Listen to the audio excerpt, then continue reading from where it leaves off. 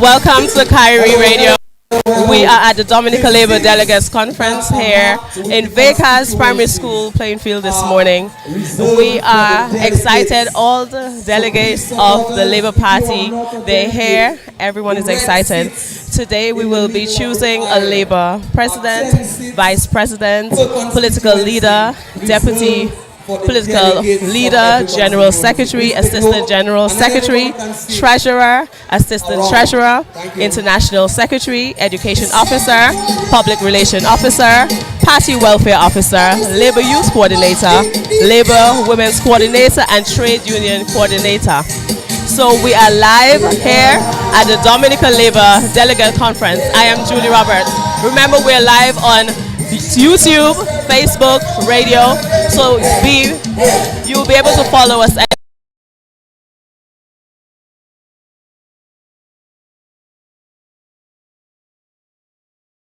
as we go through this occasion here today.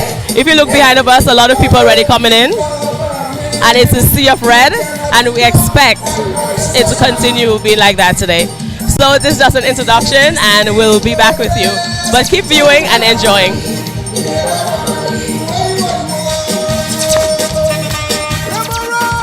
Home and abroad. 5 more years. Let me see you rock. Let me see you flop. The time drawing near, the election in the air. Calling on labor rights, both near and far. We vote in the shoe, of course not the blue. Don't make no mistake, you cannot undo big development under this government. So capable and so transparent. Mwen moun ka sote, mwen tan moun ka chante, mwen tan moun ka hele, Skerrit pa ka ale yon kote. Labor rights, labor rights. We giving Dr. Skerrit and labor 5 years again. Hey, hey, hey, hey, Dominicans.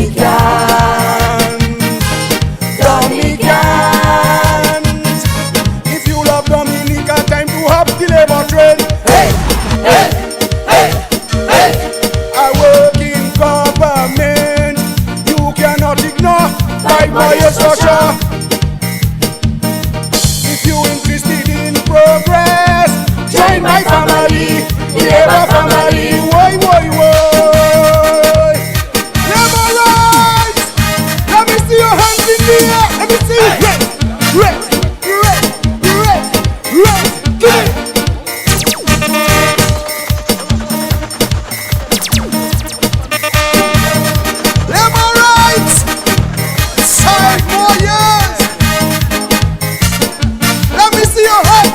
In the air, give me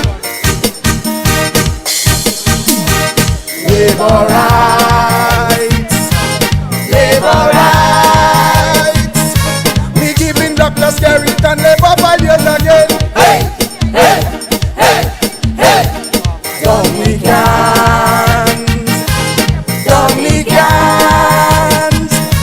If you love Dominica, time to hop the labor train. Hey, hey. Government, you cannot ignore 5 more years for sure.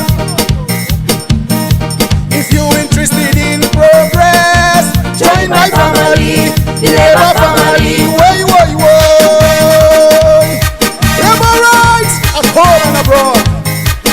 5 more years. Let me see you rock. Let me see you flop. The time drawing near, the election in the air. Calling on labor rights, both near and far. We vote in the shoe, of course not the blue. Don't make no mistake, you cannot undo big development under this government. So capable and so transparent. Mwen moun ka sote, mwen tan moun ka chante, mwen tan moun ka hele, Skerrit pa ka ale yon kote.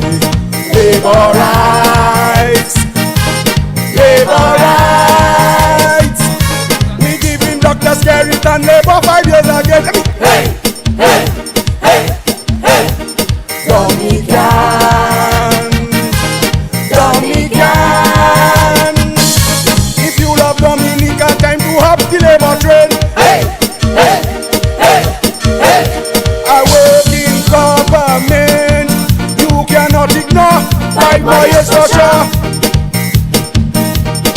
you interested in progress, join my family, the Labour family. Woy, woy, woy. Labour rights. Let me see your hands in the air. Let me see you. Red. Give me. So much lies ahead. Give me Skerrit instead to continue the projects that he has started. New hospital here, high food machine there. This is testimony of a great leader. The rating we get is better than the rest. Can only continue under this government. Plus a disayole, Musha Bleka Bovone, Skerrit people West, who continue develop a Yeah. Good day, everyone. So we're here at the Dominica Labour Party Delegates Conference, celebrating the dedication and the vision of the Dominica Labour Party as it continues to move forward. The Dominica Labour Party remains committed to progress and development for all of Dominicans. The commitment we can... This commitment can be seen in major projects like the new international airport, where we did the groundbreaking just yesterday, housing initiatives and healthcare improvements, which are transforming Dominica and building a resilient future for generations to come.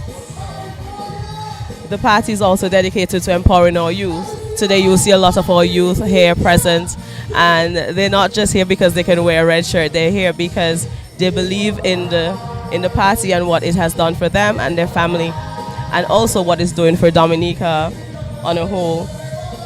By investing in education and creating jobs and opportunities, building skills, the Dominica Labour Party is paving the way for a brighter and more sustainable future for young Dominicans. In addition to development, the Dominica Labour Party has a strong focus on social welfare, from improving access to healthcare and affordable housing to support families in need. The party is working to ensure that all Dominicans have support that they need to thrive. We had a lot of testimonials on the Heng Show where young people, not just young people, are speaking about, how many of them in their one family who have gotten a scholarship for labor or even needed medical assistance and got the opportunity to travel for that. Or the housing initiative, that one will always be one of the biggest things that people speak about, because just to have a roof over your head where you don't have to pay rent and you or your child, your family can be safe, you focus on other things that will improve growth is a big deal. In addition to that, in addition to the development, the Dominica Labour Party has a strong focus on social welfare, from improving access to healthcare and affordable housing, which I just spoke about. But then the unity and inclusivity is at the heart of the Dominica Labour Party mission. It doesn't matter of your social status, you are welcome in the family. The Dominica Labour Party, it's all about unity, and we include everyone. Today, when we choose our president, vice president, treasurer, etc., it's going to be people from a diverse social class. It's not only going to be one set of people who would get the chance to serve for the party.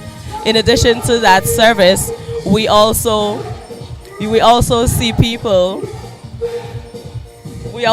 See people from different class being present here today, and they are the ones who make that decision. So it's not like the ministers are going to decide who is going to serve. Everyone here today is going to have a chance to choose who leads our party. So the party represents all Dominicans, bringing people together and ensuring that every voice has a place in Dominica's future. When it comes to economic stability, the Dominica Labour Party has a clear vision. Through investments in agriculture, tourism, technology, renewable energy, and the party is working to strengthen Dominica's economy, creating sustainable jobs, and building a self-sufficient nation. This year for the budget speech, we spoke so much about jobs that if you missed that we were talking about jobs, you really missed the essence of the budget. In addition to that, we spoke about agriculture in every form, from the blue economy where we have fishermen they're given efficient tools that they can use to fish. So it's no longer about just throwing your line or throwing your net or diving. The efficiency and the innovative ways to be a fisherman has been introduced by the party to our fishermen, and also farmers, agriculture farmers. They have been given so much. There's so many opportunities for them to be able to grow their farm, from help from the Chinese. Seedlings are being given, fertilizers. So it is definitely a comprehensive approach towards the growth and development of our farming, whether blue economy or agriculture farming. In addition to that, we just spoke about renewable energy. We keep hearing about geothermal, and it is coming, it's on its way. And I know that a lot of us will be happy about that we don't have to be paying high electrical bills. So the Dominica Labour Party is also leading the way in electoral reform. We've been pushing for electoral reform. Despite what you may hear, we have been pushing for electoral reform. We're working to ensure that elections are fair, secure, and accessible for all Dominicans at home and abroad. These reforms are essential to maintaining transparency and trust in our democracy. So as a Dominican, you have the right to vote, and you have the right to choose your leader in a fair way, and we are destined to do that. We are going to do that for you. Finally, as we know, Dominica is vulnerable to natural disasters, and the Dominica Labour Party has made resilience and disaster preparedness a top priority. I mean, everyone on the globe remember what happened to us for Erica and then Maria. So had we not put anything in place for that, we would definitely not be focused on our people. But as we know, resilience is something you always hear our great leader, Honorable Roosevelt Skerrit, speak on. And resilience is something that we are outside of natural disasters. So why not prepare ourselves for natural? So that's a top priority, and that should be spoken about today also. The party has demonstrated through recovery efforts and building resilient infrastructure. So with all the housings and everything that has been built, we are also focused on resilient infrastructure. Our hospital, our airport, everything is being built to a standard that natural disasters cannot just come and have us start from zero again. So we're setting an example for disaster preparedness around the world. So together, the Dominica Labour Party is working to create a future where Dominicans can thrive.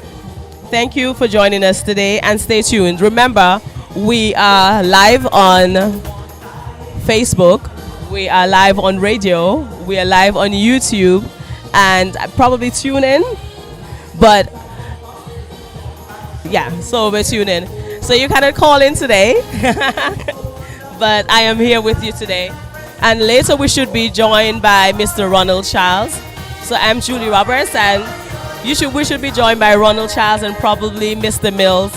You just the hang and the next level staff. We will pass through here at Kyrie FM to have you know exactly what's going on. So thank you for joining us, and stay tuned.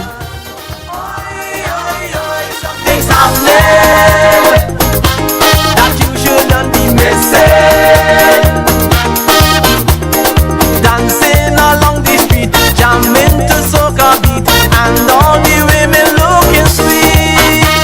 Oi, oi, oi, I see flags everywhere. I see rides in the air. Well, this is one big fete. People are soaking wet. Some with water and some with sweat. Oi, oi, oi, I see flags everywhere. I see rides in the air. Not even rain or sun can stop this celebration from reaching its destination. Oi, oi, oi, something's happening, and it's so exciting. People just having fun, one big celebration, must be a really grand occasion. Oi, oi, oi, something's happening that you shouldn't be missing.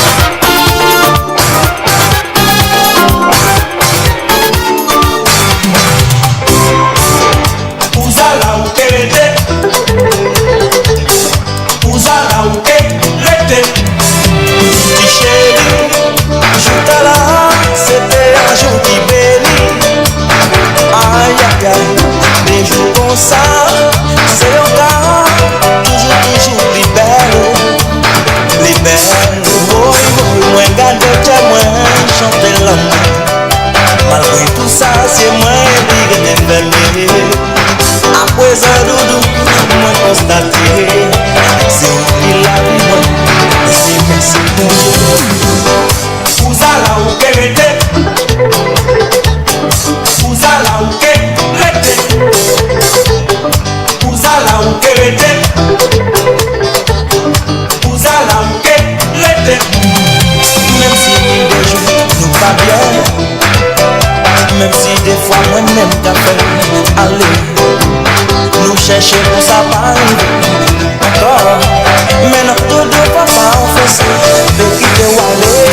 mais qui te walé si vous la sécurité mais qui te walé si vous la sécurité One, Mr. DJ. Okay, just a housekeeping matter. The washrooms are to my extreme right, outside of the big tent, if you want the washrooms. And also, please, the white chairs on the periphery of the middle aisles are reserved for the elderly, please. Elderly, so all young people and young youth, please allow the elderly to be seated, please. And the red seats in the middle with the constituency names at the back are reserved for delegates, 10 delegates of every constituency. We are about to begin this delegates conference. Please take your seats. And let me call upon the person doing the national anthem and the prayer to please come forward so we can make a start. The Dominica Labour Party Delegate Conference is officially beginning. We have as chairperson Ambassador Tiani Douglas and Ambassador Justina Charles. We are officially about to begin. So if you're just joining us, that's what's happening right now. The Dominica Labour Party Delegates Conference in Delegates Primary School playing field. And if you're at home and you want to join us, you're not late. We're just about to begin. We were scheduled to begin at 11. It's 11:25 and we are about to start. Again, our chairpersons today is Ambassador Tiani Douglas and Justina Charles. Ambassador Justin Charles. Mr. DJ, we're about to begin. Could I please call upon, may I please invite Teacher Bonnie to the podium to lead us in a word of prayer. So Teacher Bonnie, about to begin. Teacher Bonnie is about to lead us with prayer. Since last night, we have been doing a lot of praying here at the Dominica Labour Party events. So let's pause for a word of prayers.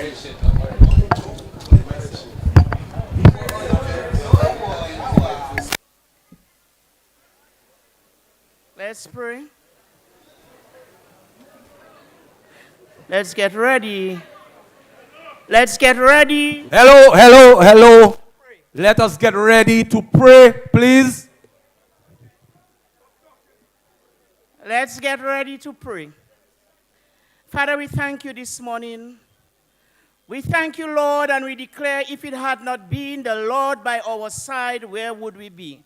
And so, Lord, this morning we return thanks to you. We say, great is your faithfulness. We thank you for our victories. We thank you for our successes. We thank you for making the provision for our mission. We thank you for our challenges. We thank you, Lord, because we can testify that we were more than conquerors, but it was only through you. We thank you, Lord, that we can testify that we were overcomers, but only through you. We thank you for this land. We thank you for clean water, fresh air, and fertile soil. We thank you for our leader. And Father God, this morning we rededicate him unto you in the name of the Father and of the Son and of the Holy Ghost. This morning we rededicate our island to you in the name of the Father and of the Son and of the Holy Ghost. Father, this morning we reflect on your goodness. And there are so many things we would want to thank you for. But we thank you for what you have done. We thank you for what you are doing. And we thank you even more for what you will do. We continue to return thanks to you. We present this gathering there to you this morning. Our faces are different, our needs are different, but you're well able to supply all our needs according to your riches in glory. We commend this proceeding into your hands, and we thank you, Lord, because we know in the end it will be good, because all things work together for good to those who love the Lord. This morning again, we return our love unto you. We declare that we love the God, and we pray that Dominica will be blessed. We declare that we will all be blessed, and we walk in your blessing. blessings with an attitude of gratitude. We thank you in Jesus' name. Amen. And all God's people say, Labor! I can't hear you. I can't hear you. The crowd too. Labor! At this point in time, we remain standing for the national anthem. And I call upon Ms. Benjamin to lead us, and we shall all join in respect and admiration for our country in our national anthem. Good morning.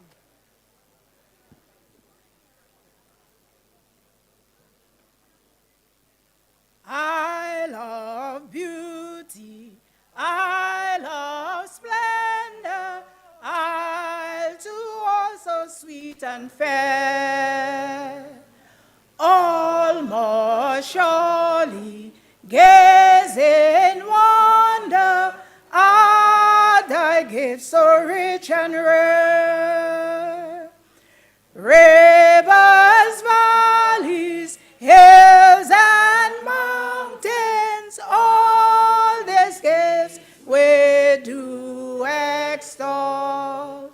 Healthy land so like a fountain, giving cheers that warms the soul. Dominica, Dominica,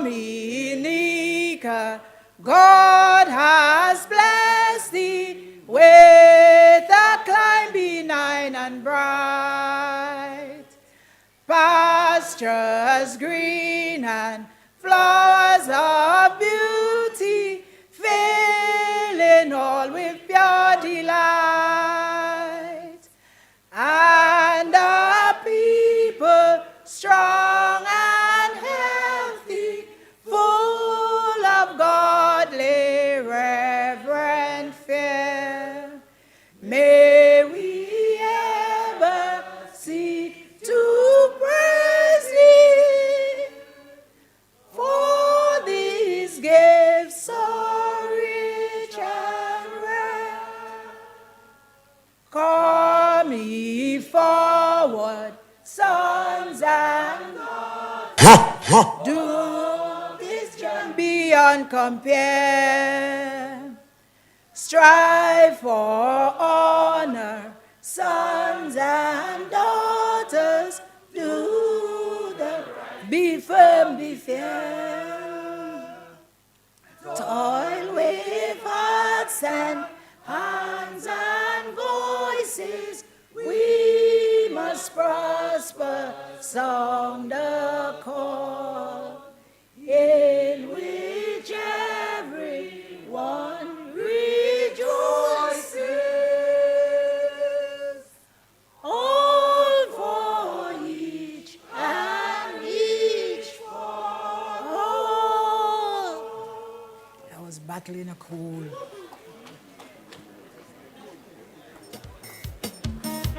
Okay, could you please remain standing? Could you please remain standing?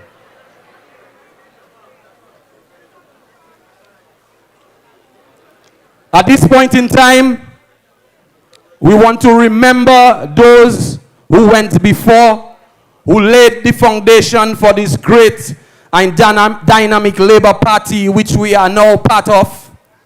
We cannot forget those who have labored in the vineyard before us and who have gone to the great beyond. It is upon their shoulders that we stand.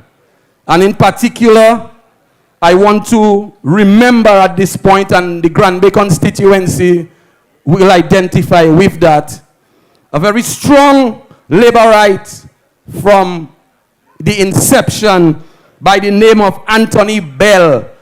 Most of us, Anthony Grell, most of us will know him as Sui. So at this point, let's have a moment of silence for our fallen comrades.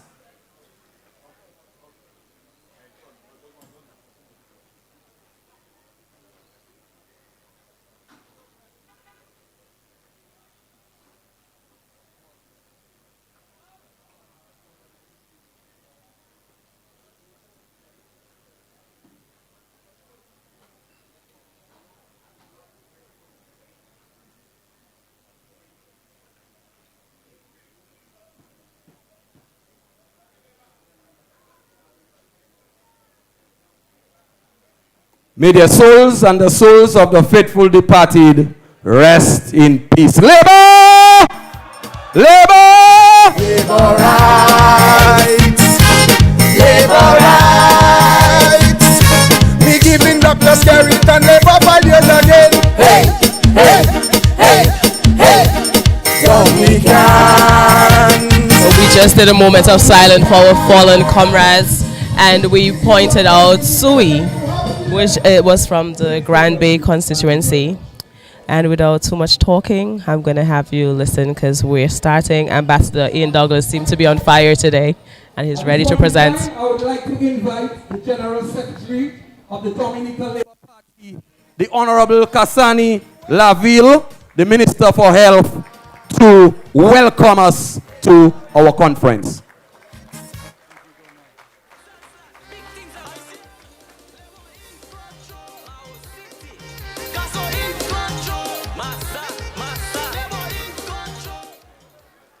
Thank you, Comrade Ian. Let me recognize first, everyone, our great political leader, Honorable Roosevelt Skerrit, Prime Minister of the Commonwealth of Dominica. Put your hands together, everybody, for our Prime Minister. Let me also, in a special way, recognize the dear wife of the Prime Minister and political leader, Honorable Melissa Skerrit, also Pal Rep of the Roseau Central constituency. I hear you, Roseau Central delegates, I hear you. Let me also recognize, in a special way, Honorable Philip J. Pierre, Prime Minister of St. Lucia and political leader of the St. Lucia Labour Party. Let's give Prime Minister J. Pierre a Labour welcome, everybody. Labor rights! Labor rights! Let us also recognize the Prime Minister of Grenada and political leader of the National Democratic Congress, Honorable Dickon Mitchell. Another Labour welcome for Honorable Mitchell.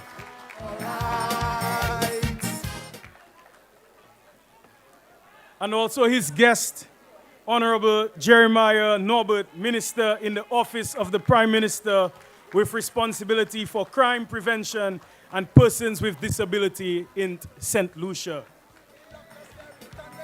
Labour welcome for Jeremiah Norbert. Let us recognize also the members of Parliament who are here with us today, the national executive members of the Dominica Labour Party, members of the Diplomatic and Consular Corps, delegates of DLP, where are you? Labor rights! Executive and membership of the Labour Women's Organization, where are you? Labor rights! And the Labour Youth Organization, make some noise.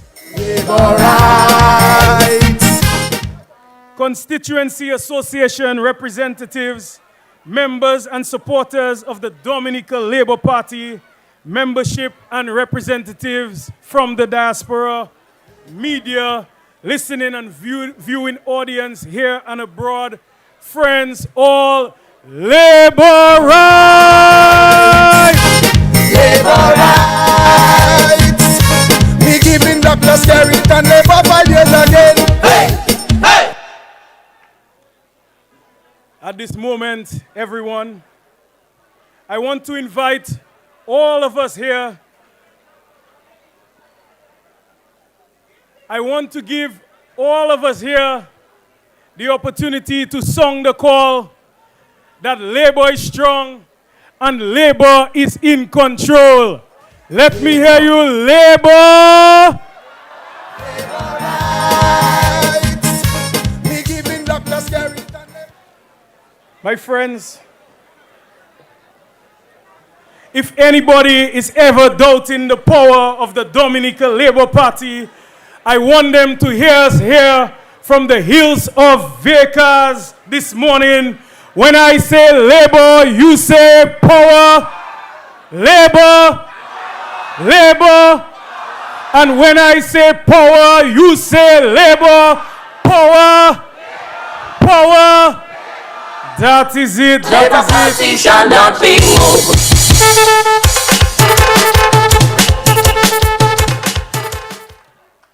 Thank you, thank you. As General Secretary of this great Dominica Labour Party, my friends, it gives me great honor. It is a privilege to welcome you to this Delegates Conference this morning. We have gathered here in Delegates, the home of our esteemed political leader, Prime Minister Honorable Roosevelt Skerrit, to reaffirm the Dominica Labour Party's commitment to governance of our great beloved nation, Dominica. And we gather focused on a theme, a legacy of commitment, a future of hope. This theme is fitting and describes our party at this very juncture. The Dominica Labour Party has been in existence from 1955 with the motto, all shall eat. And from its existence, this party pervades this theme. Through the programs, the projects, dedicated PAL reps, and caring and committed Prime Minister whose legacy will live on and be etched in the history books as one of the best leaders in the Caribbean. Let me take this opportunity as I am here in Delegates addressing you today to recognize this great constituency that has given us two formidable leaders and also labor legends. And that is the great Edward Oliver LeBlanc of blessed memory, Chief Minister and first Premier of Dominica. And the other legend we already know, our very own leader for the past 20 years, Prime Minister Dr. the Honorable Roosevelt Skerrit. At this moment, my friends, I want to invite all of us here present to give a round of applause to the contribution of this great constituency of Delegates. Let us thank the people of Delegates, the people of Penville, and the people of Thibault. Thank you, thank you, thank you. It's my PF. My friends, when we speak of legacy, we often think of what's outstanding in our past. Labor rights, imagine if we ever had to pull up and to think. As we say, if we had to pull aside and to calculate about the great things that this government has done for us, it would take us forever, and maybe we would have to sleep in Delegates tonight. Maybe the people of Delegates, Thibault, and Penville would have to give us a little lodgement. But I must say a few things that this great party has done for us. My friends, it was this government and the strategic boldness of the Prime Minister who negotiated the 4-pillar projects on the new diplomatic relations with the People's Republic of China. The rehabilitation of the West Coast Road we know as the E.O. LeBlanc Highway, a project completed over 10 years ago. And sometimes we take it for granted because we forget what we were before and where we were before. But at this point, my friends, I must pause because we are about to have the grand entrance of our distinguished leader, the great man from Delegates, our leader, our political leader is there. He is also accompanied by the political leader of St. Lucia, who is making his way forward first and foremost. Ladies and gentlemen, labor rights. All here gathered in Vegas today, let us give a warm welcome to the political leader of the St. Lucia Labour Party, the Prime Minister of St. Lucia, Honorable Philip J. Pierre. Let's give him a Labour welcome, ladies and gentlemen. We giving Dr. Skerrit and Labour fighters again. Hey, hey, hey, hey. Honorable Philip Jean-Pierre of St. Lucia is entering right now. Ladies and gentlemen, following the Prime Minister of St. Lucia, we have the Prime Minister, and political leader, the Prime Minister, the Prime Minister, the Prime Minister. Let's give him a labor of love. Come back stronger. The more they try to And kill you, is the more you live long. Ladies and gentlemen, the man of the The Prime Minister of St. Lucia has entered, and also Honorable Roosevelt Skerrit is entering right now. Roosevelt Skerrit!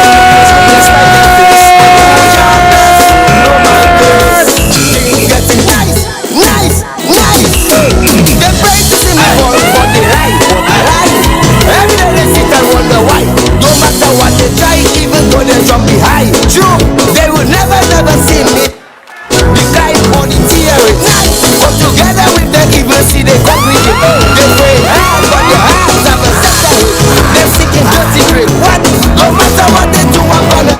Nice. The devil sending traps. I fall for it. Don't you fall for it. The devil sending traps. Really fall for it.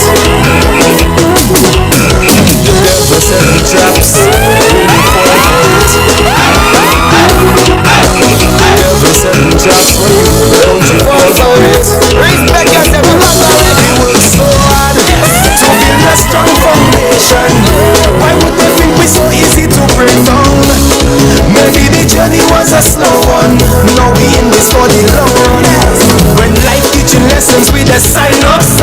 When God giving blessings we just line up. Putting in the work, fill out time up. So if you know you're blessed, put your hands up. Who job bless? No man curse. Sometimes the blessing them just look just like this. Who job bless? No man curse. Things getting better when they thought it would be worse. We getting stronger every day. We getting stronger every day. We getting stronger every day. We getting stronger every day. The devil setting traps, really fall for it. The devil setting traps for you, don't you fall for it. Thank you. Labour! Nice. Labour! Setting traps for you, don't you fall for it. Thank you. And while our great Prime Ministers are here, let's again give a round of applause to them.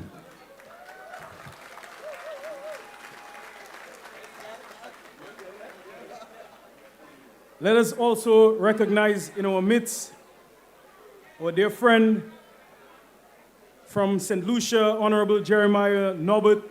Minister, let us see you. Round of applause to Honorable Norbert, who's made his way from St. Lucia to be with us.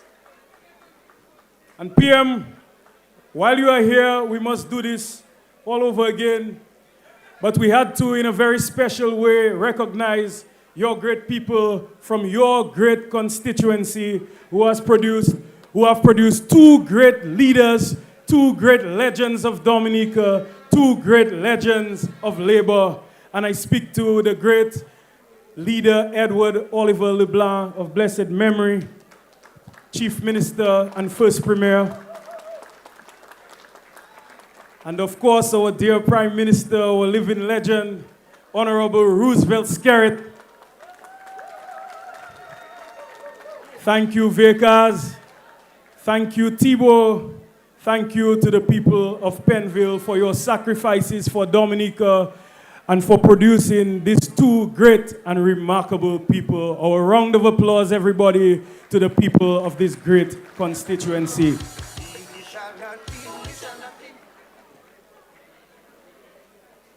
I must mention, it was just a few years back, for the very first time when I stepped on a Dominica Labour Party platform on a podium. I hope you can go back to that moment, teaser playing field in Mao, when I asked you to tell them. Do we remember that?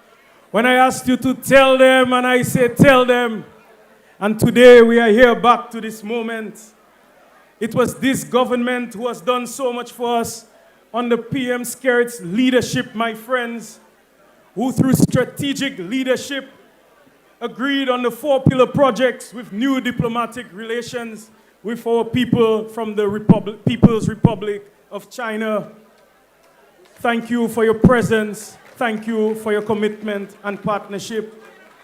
Where we witnessed so many hallmark projects, like our hospital with 10 new buildings, with our MRI, our high-intensity focused ultrasound systems.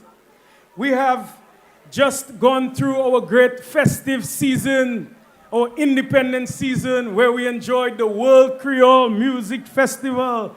And guess where it was held? At our wonderful, our state-of-the-art facility, our Windsor Park Sporting Stadium, my people. My friends, it's not just the government doing that. This is the work of labor. Let's speak about the education revolution. This government has created the most partnerships with institutions of higher learning for our children to obtain higher education. Over the years, we have had Dominicans obtaining degrees from Cuba, Venezuela, the People's Republic of China, Malaysia, the United Kingdom, Serbia, Australia, and the United States, either on full scholarship or partial scholarship from your Labour Party government. My people, this is not only the work of government, this is the work of labor, my friends. We can boast of a legacy of so much more.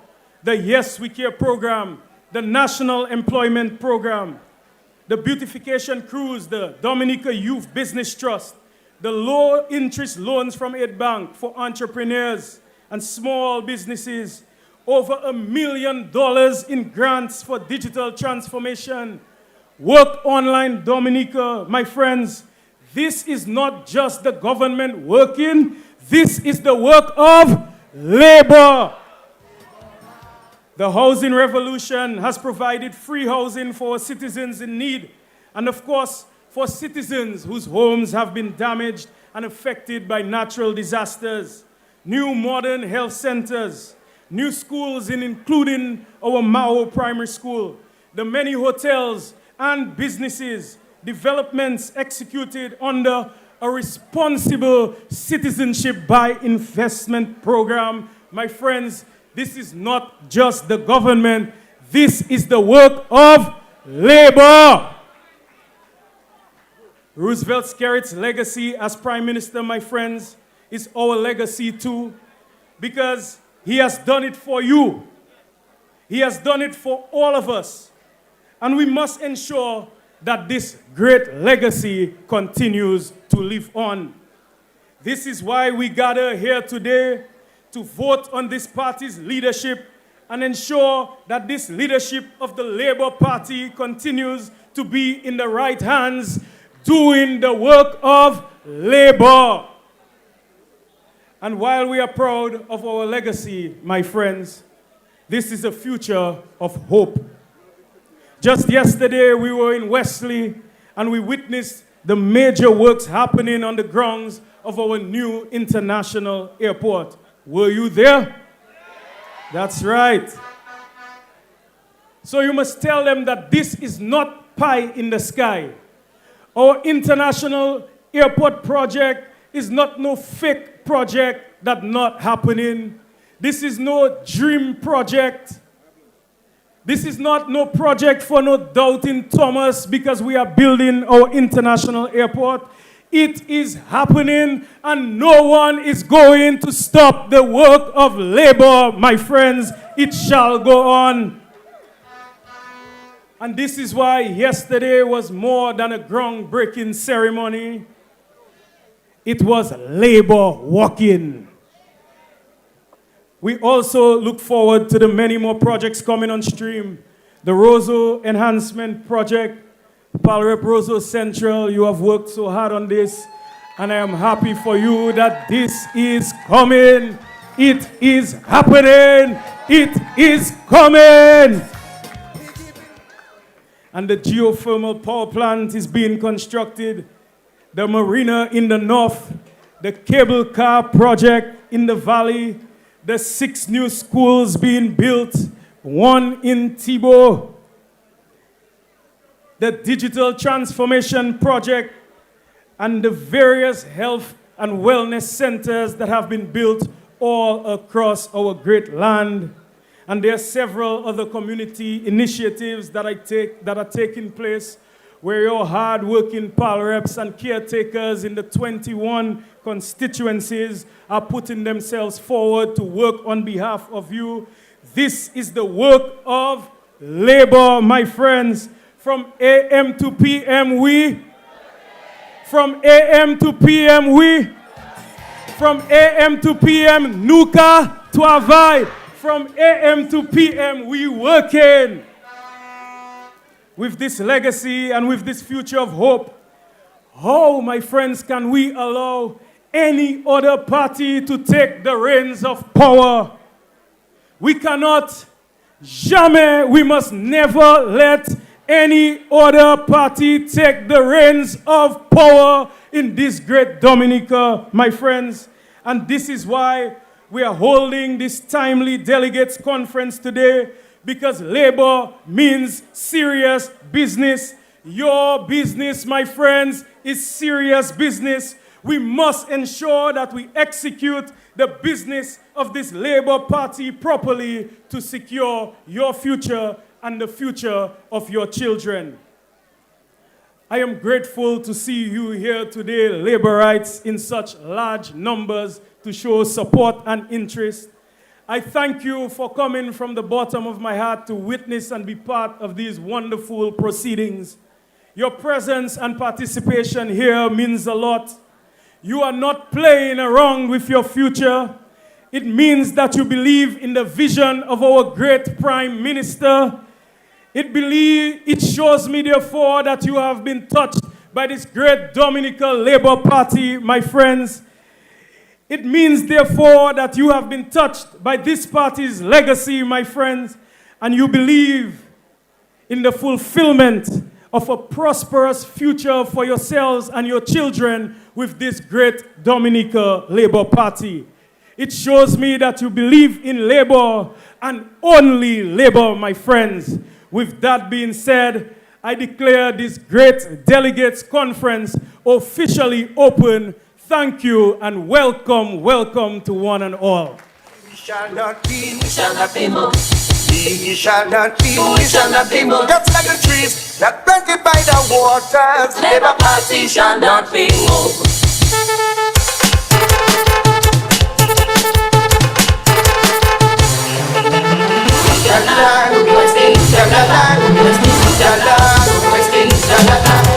We just heard from our General Secretary, Cassani Laville, and he officially opened the Dominica Labour Party Delegates Conference for this morning. You know, his address was definitely a wholesome one. I'm happy to be among this group of prestigious Labour Party supporters and leaders. Let me say good morning to all of you. At this time on our program, we are going to invite Mr. Tiani Douglas, to read for us the citation of a gentleman that many of us might not know about. for the very young people. A gentleman who stood with Labour from the inception to now. And so that will give us an appreciation of where we were and where we are now. So I need you, some of us sometimes we complain, just listen attentively to that citation of Mr. Ostel Anthem. I want to welcome to the podium Mr. Tiani Douglas to do the citation. Thank you very much, Ms. Charles. In 1960, when Edward Oliver LeBlanc was looking for a candidate for the Grand Bay constituency, Flossie Joseph, another stalwart of the party, invited Ostel Anthem to meet with the leader, Edward Oliver LeBlanc, because he was from the South. Ostel was from the South. After the 1960 election, LeBlanc called Ostel to speak with him and to join Flossie Joseph in helping the party, the Dominica Labour Party. LeBlanc said that he saw in Ostel at the time a young man from Point Caribe in Bagatelle, and LeBlanc felt that Ostel could help the Dominica Labour Party. He then called Ostel to his office to ask him if he was part of any political party at the time, and Ostel loudly said yes, the Dominica Labour Party. So Edward Oliver LeBlanc replied, "You are the man I'm looking for." Ostel gave Mr. LeBlanc his name and his address, and Mr. LeBlanc wrote it down. I think Ostel said he wrote it down on a cigarette box that he had. He told him to meet Mr. LeBlanc at police headquarters the next day, where he used to play dominoes. Ostel Anthem quickly became the domino partner of Mr. LeBlanc. The next week, Mr. LeBlanc approached Ostel with an application form to be a formal member of the Dominica Labour Party, and he signed him up, and Mr. LeBlanc paid 1 year full subscription for Ostel Anthem, and he said, "Young man, from next year, you have to pay your subscription for yourself." From then, Ostel served under Patrick John, under Mike Douglas from 1985, under Rosie Douglas from 1992, under Pierre Charles after 2000, and presently he is still serving our great political leader, Honorable Dr. Roosevelt Skerrit.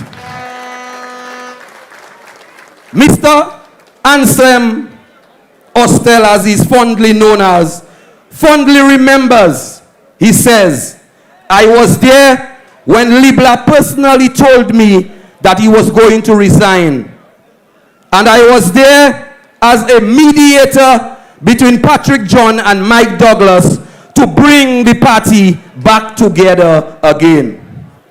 The struggle continued even after Patrick was overthrown. They stoned my place," said Ostel.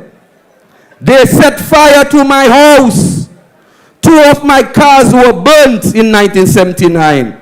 I took my grinds under freedom, but I never moved.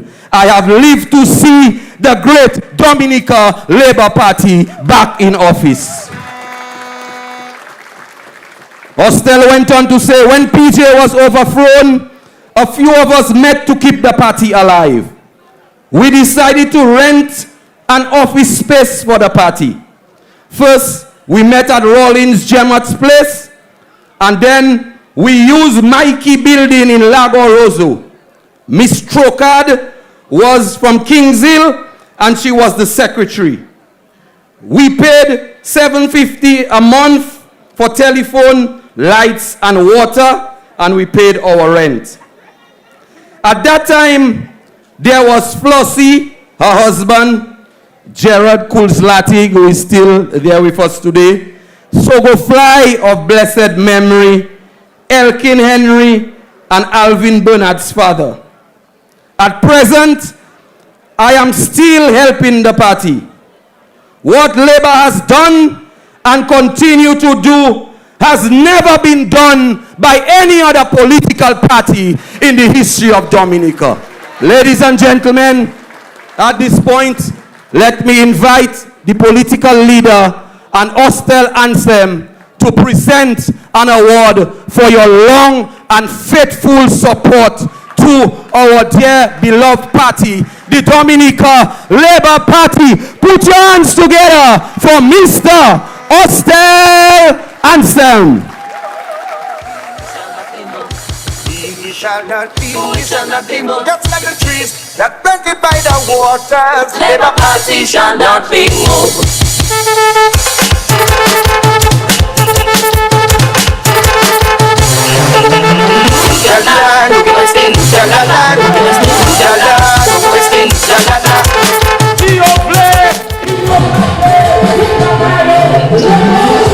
A Lifetime Achievement Award is being presented to Mr. Hostile Anthem, Mr. Hostile Anthem, for his work he has done in the Dominica Labour Party over the years, and that award is going to be presented by Honorable Roosevelt Skerrit. Of course, all students a long serving member of the Dominican Labour Party. As we heard from the citation read by Ambassador Tiani Douglas, he has gone through the grinds. He has seen the party through it all. And he is here, he's happy, and it's fitting that the Labour Party will be recognizing, his efforts over all the years. And I think, personally speaking, we're going to go back to the platform. We're divorcing ourselves from our party. Ladies and gentlemen, I don't think there's any other party that never care for their people like Labour. Ladies and gentlemen, Labour right. I think we have to keep fighting for the benefit of the people of Dominica and the development of Dominica. Because a lot of people at my age knows that no other party never tried to do half of the things that the Labour Party is doing for Dominicans and their supporters.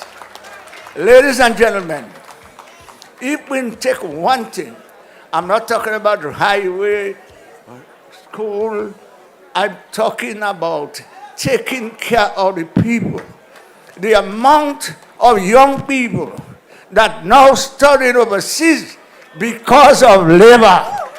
Some of us will never see a college or university. Dr. Skerrit, our leader, one of the greatest leaders in the Caribbean, and one of the best we ever see, and we will ever see in Dominica, is Roosevelt Skerrit. I am saying to you, you talk to your children, talk to your neighbors, and show them the truth, what the party stands for. I can see it. I'm happy today, tell you why.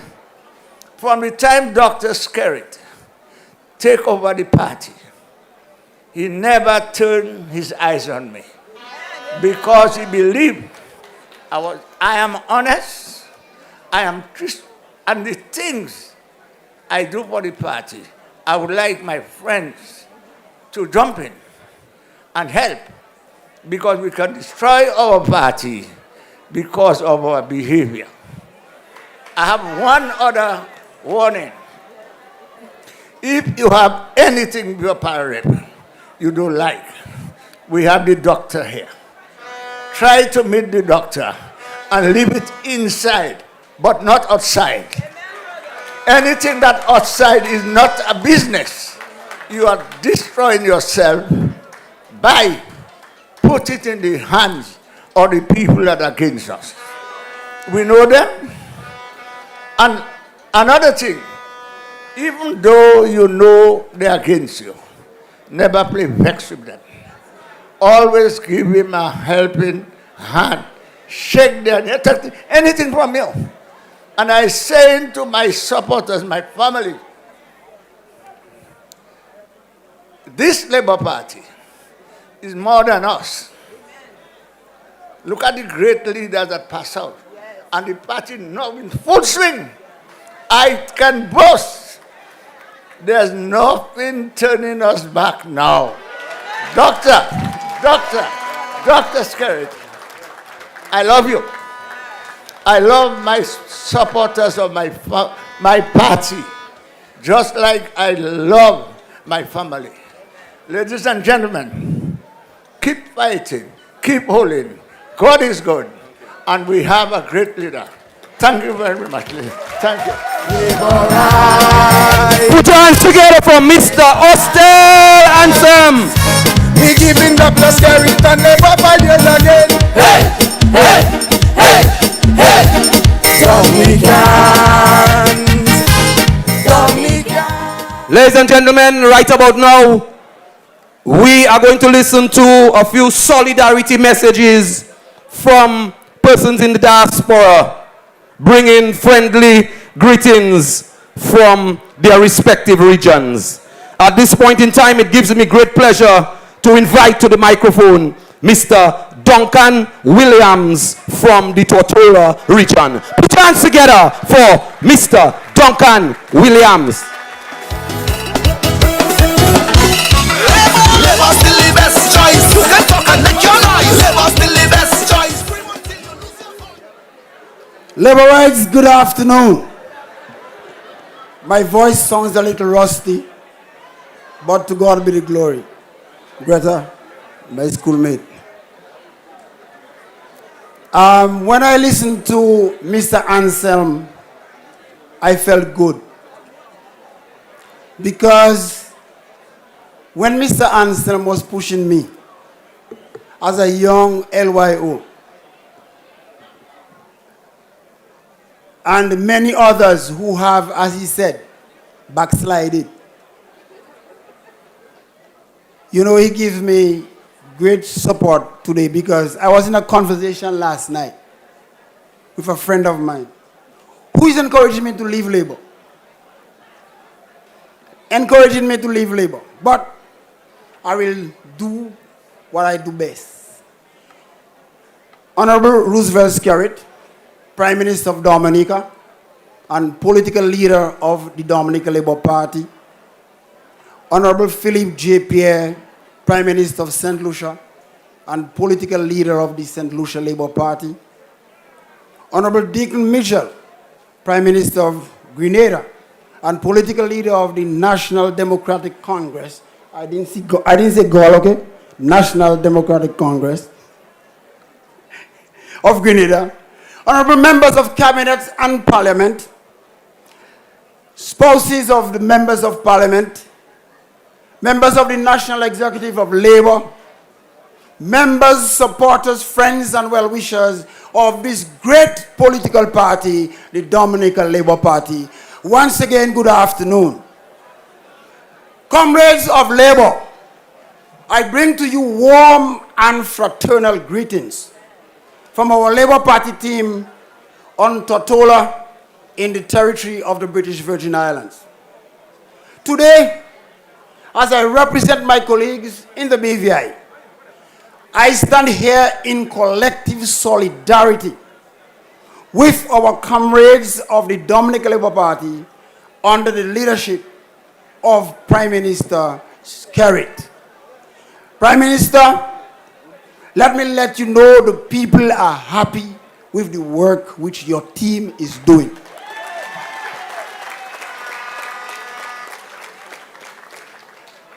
And as you and the party continue to pursue the task of socio-economic development for our homeland and our people, we stand 365% behind you.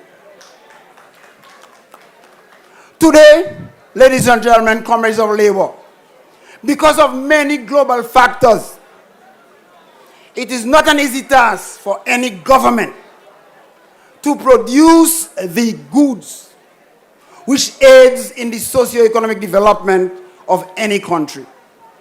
Notwithstanding this, your Dominica Labour Party government continues to do the hard work which will bring about the social economic change that we all want to see in Dominica. The question is frequently asked,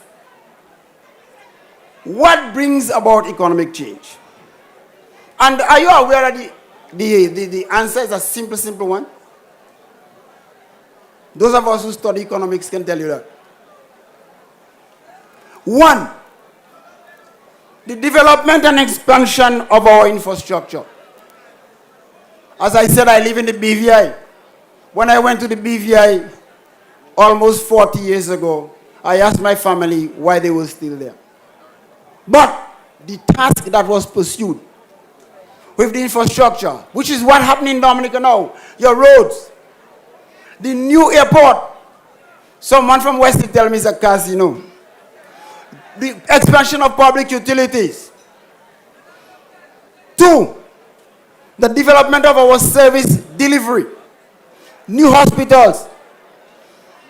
Ladies and gentlemen, comrades of labor, can you imagine that during the pandemic, Dominica was the only country in the world constructing 2 hospitals and 12 health centers?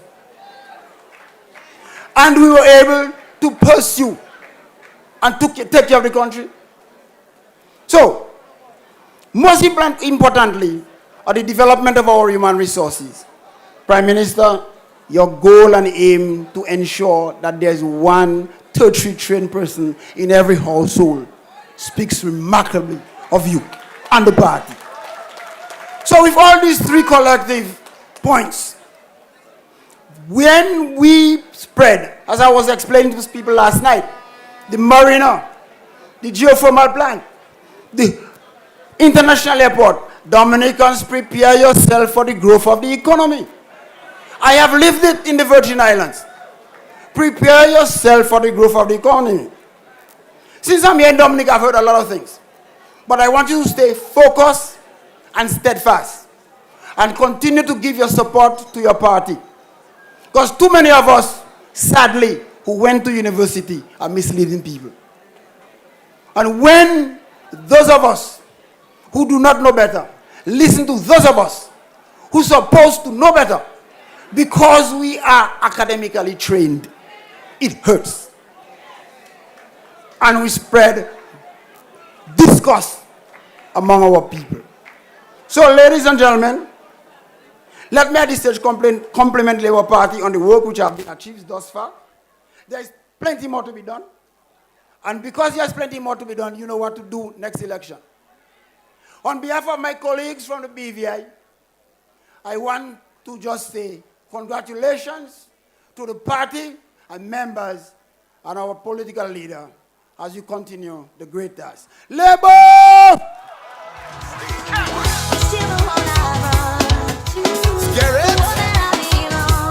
Put your hands together for Mr. Duncan Williams from the PPI, Tortola. Labour!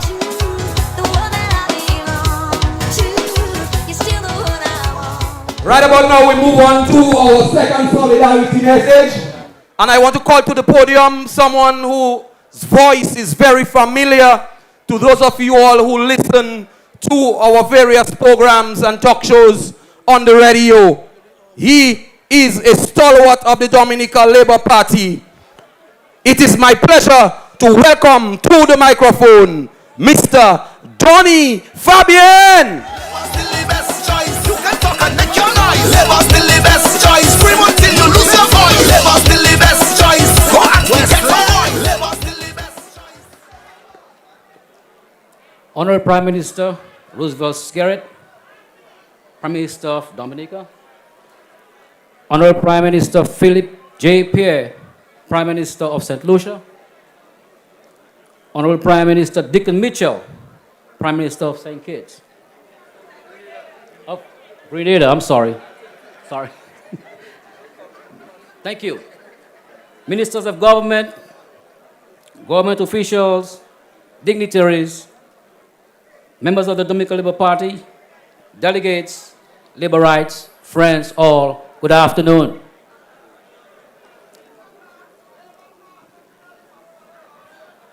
It is my absolute honor and great pleasure to address this delegate conference today. I am confident that today's proceedings will help reinforce the faith and confidence in a team of individuals who will continue to lead them and manage this great Dominican Labour Party to continue its rich legacy of working to develop this country and uplifting its citizens. We have so much to be proud of our country. Dominica has been transformed from a country of high levels of poverty, failing infrastructure, an economy on life support, a Cinderella nation, to a country today boasting of 5-star hotels, modern hospitals, health and wellness centers, schools, road networks, and housing. Ongoing works at our international airport, geothermal, a cable car system, and a yacht marina on the way. And oh, by the way, we boast also of an Olympic gold medalist.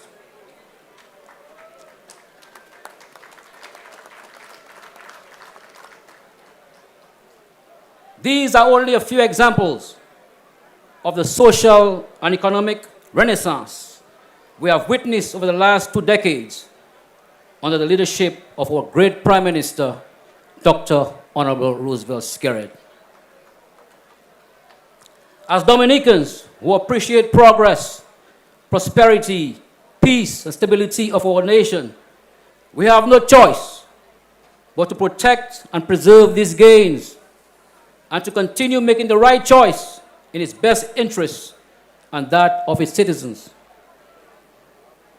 Let us work together to support our party, support its leadership, and support our Prime Minister.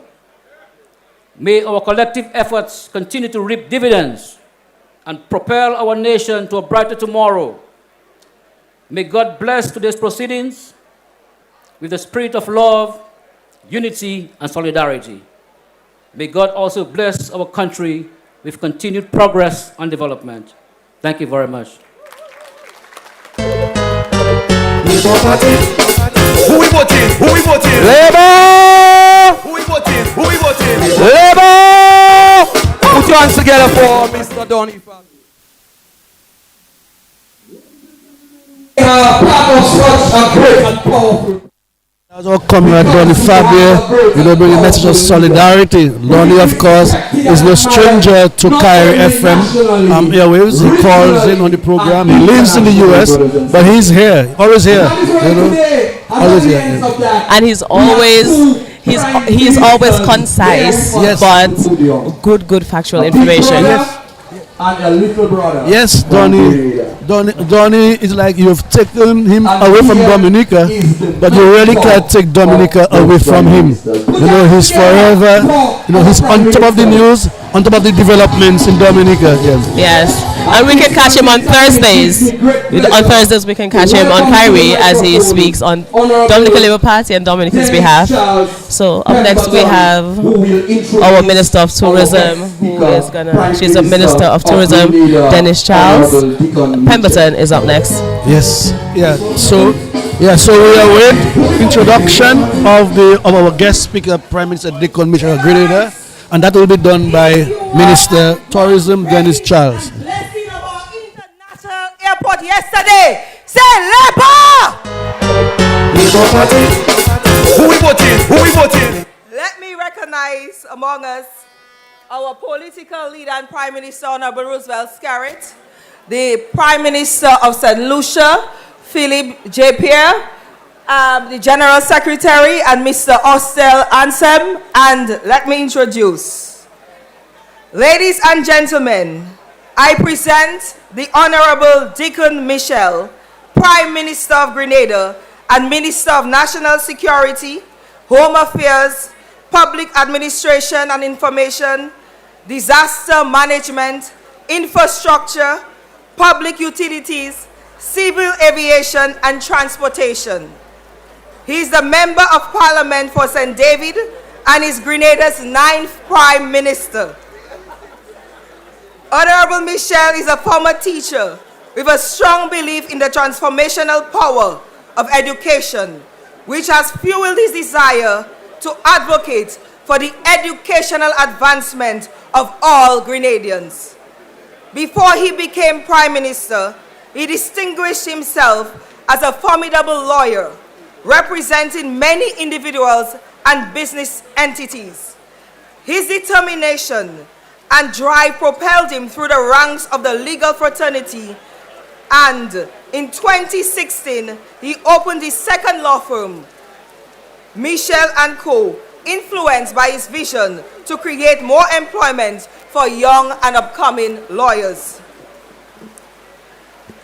His collective experiences as a teacher, mentor, lawyer, and youth advocate shaped his commitment to Grenada and motivated him to his decision to enter the political arena.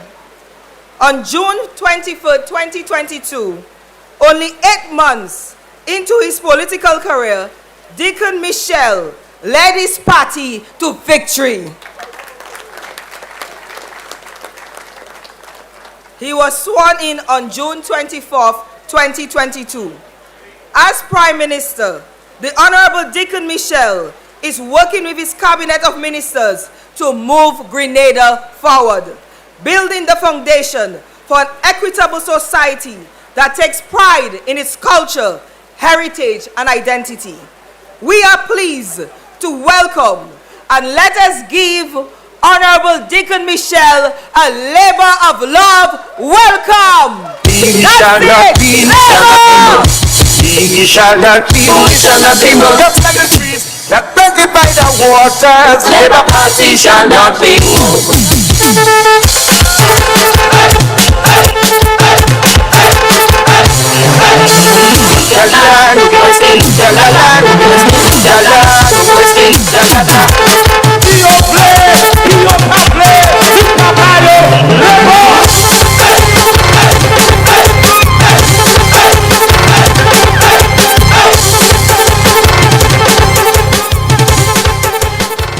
In Grenada we say energy. Energy. It have a big bell in front there, you know, you see it? Somebody might ring the bell. You never know.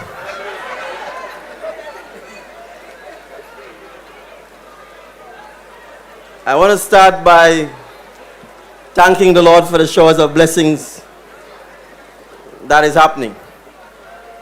So clearly, with the prayers from the north, the prayers from the south, the prayers from the east, and the prayers from the west, and with the Honorable Dr. Roosevelt Skerrit in the middle, the Dominica Labour Party knows that it is blessed and that it is good hands. Can I hear amen? Honorable Roosevelt Skerrit, Prime Minister of this beautiful land of Dominica. Honorable Philip J. Pierre, Prime Minister of St. Lucia and political leader of the St. Lucia Labour Party. Mrs. Skerrit, First Lady, wife of Prime Minister Skerrit, and the children. Honorable Jeremiah Norbert, Minister in the Office of the Prime Minister with responsibility for crime prevention and persons with disabilities of St. Lucia. Members of Parliament, members of the Cabinet of Dominica, national executive members of the Dominica Labour Party, members of the diplomatic and consular corps who are here, delegates of the Dominica Labour Party, executive members of the Labour Women Organization and the Youth Organization, constituency association representatives, members and supporters of the Dominica Labour Party, membership and members from the diaspora, media, those who are listening live here in Dominica and abroad, friends, labor rights, good afternoon. I bring you warm and fraternal greetings from your sister party in Grenada, the National Democratic Congress. You see, brothers and sisters, I saw an article that says, why are they coming? I'm not here because I'm the Prime Minister of Grenada. I'm not here because I'm the chair of CARICOM.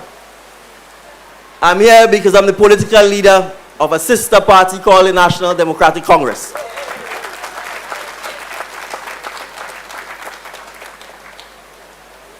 And I'm here because when that party went through its tough times, its rough times, I was not even a member of the party yet.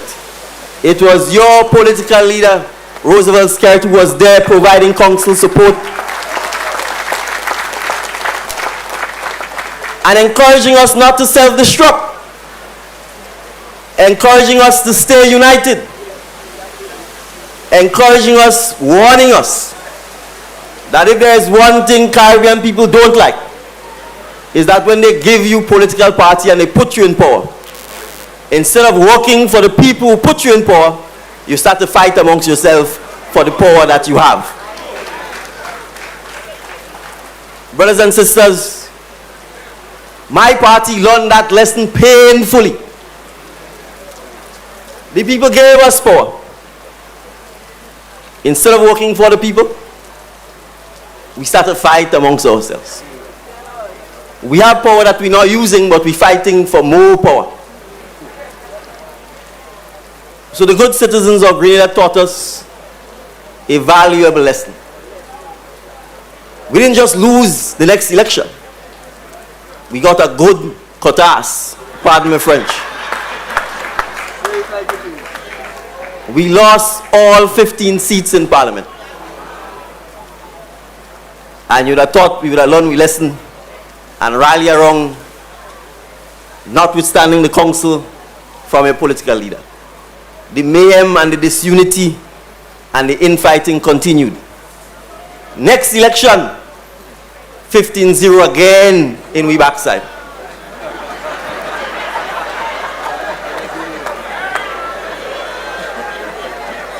But I'm making a point. Even during those dark days,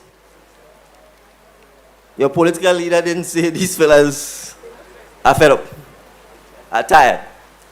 He was still there providing counsel, still trying to help us put the pieces together. So when we talk about a legacy of commitment, which is part of your theme today, I want you to understand that that commitment is not only for the Dominica Labour Party, but for sister parties who defend and stand for the working rights of people across the Caribbean. That is why I am here. That is why Philip J. Pierre is here. And while we may not have Labour in the name of the National Democratic Congress, I'll just give you a brief history as to how our party was formed. You see, there's a fella that has the same last name like me, that the people of Grenada blessed with leadership for a long time. But prior to that, he was part of a government that decided the best way always to solve the country's fiscal and financial challenges is to listen to what these multilateral companies tell you, multilateral financial institutions tell you. You know what's the first thing they always tell you? Cut the size of the public service. Fire the workers. And members of that government say, no, we ain't firing the workers, we will not stand for firing the workers. And if that is what that government is about, we would leave. and they left in defense of workers and formed the National Democratic Congress. So we understand that it is labor and it is the working class that has built the Caribbean. We understand that it is labor that has built Dominica. And so I'm not here to talk about government. I'm not here to talk about elections. I'm here to talk about strengthening our political institutions. And I want to say something to you, brothers and sisters. Sometimes you need to hear it from an outsider. I hope you appreciate that next year, the Dominica Labour Party will be celebrating 75 years of existence.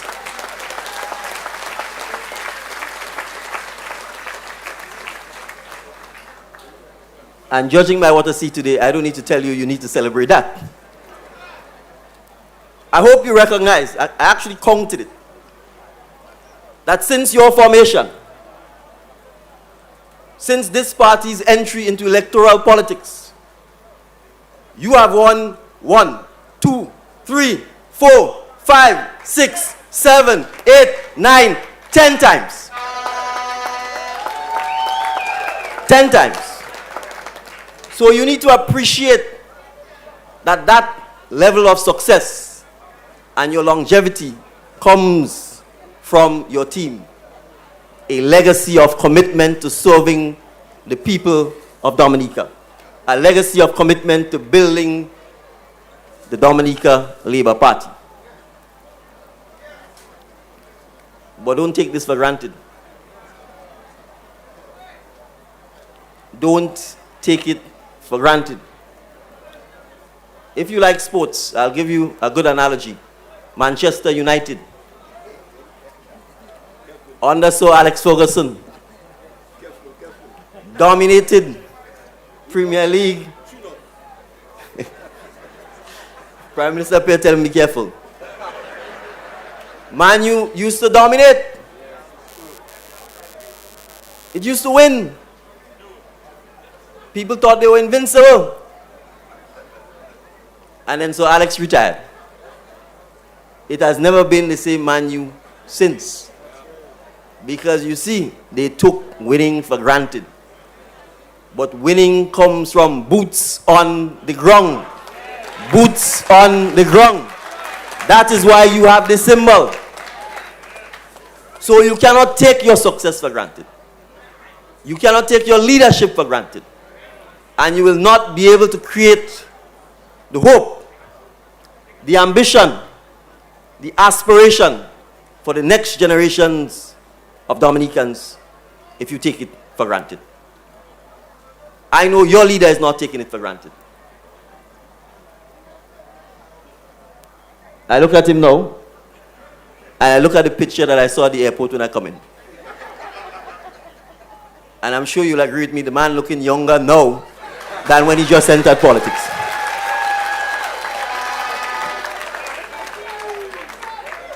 So that tells you, he ain't taking the thing for granted. And neither should you. Now they say there's an animal that has break its certain parts of its body so it can grow back stronger. And as political organizations, there are times when you have to do that to ensure that you are fit for purpose for the next 25, 50, and 75 years. Because that is the only way the realization of that future of hope is going to come through. And I don't want us to take for granted, because driving around, it emphasized, we have to appreciate that as small islands. And Prime Minister echoed that yesterday.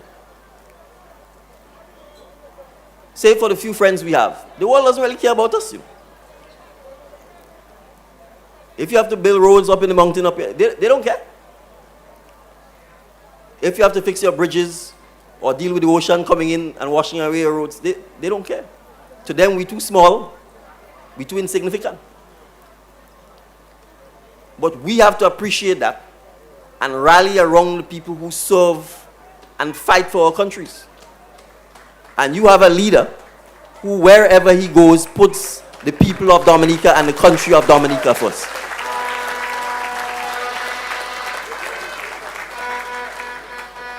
And I can attest to that. So you see, they asked if I was here to glorify Skerrit. I don't have to glorify the man. People track records speak for themselves. Basketball players don't have to glorify Michael Jordan. Michael Jordan record speaks for itself. If ever the average player goes and bows down to Mike, they wish they could shake his hand and they ask for a little greatness to rub off. So you'd appreciate, I'm a young politician. I don't have to glorify Skerrit.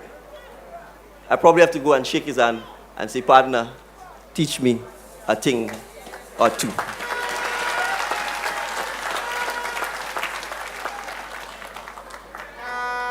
So the future belongs to those who create it.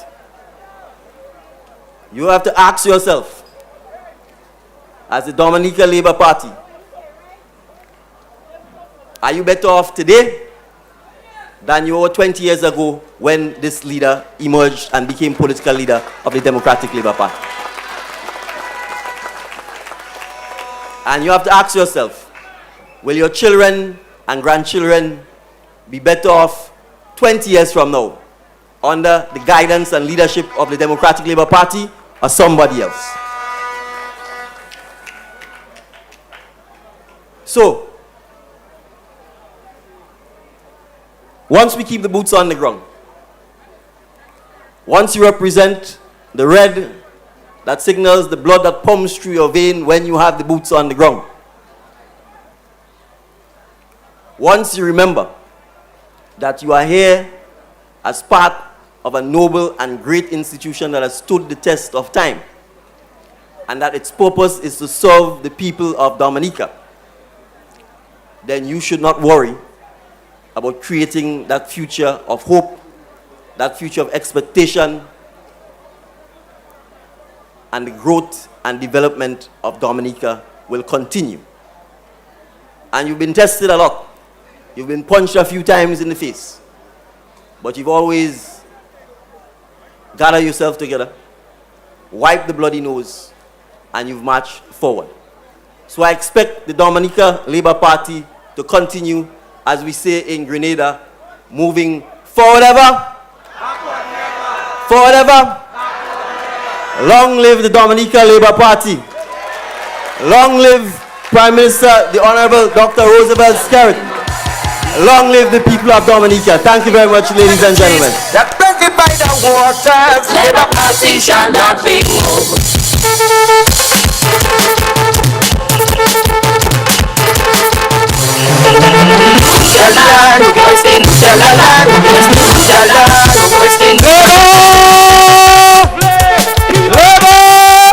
At this point in time,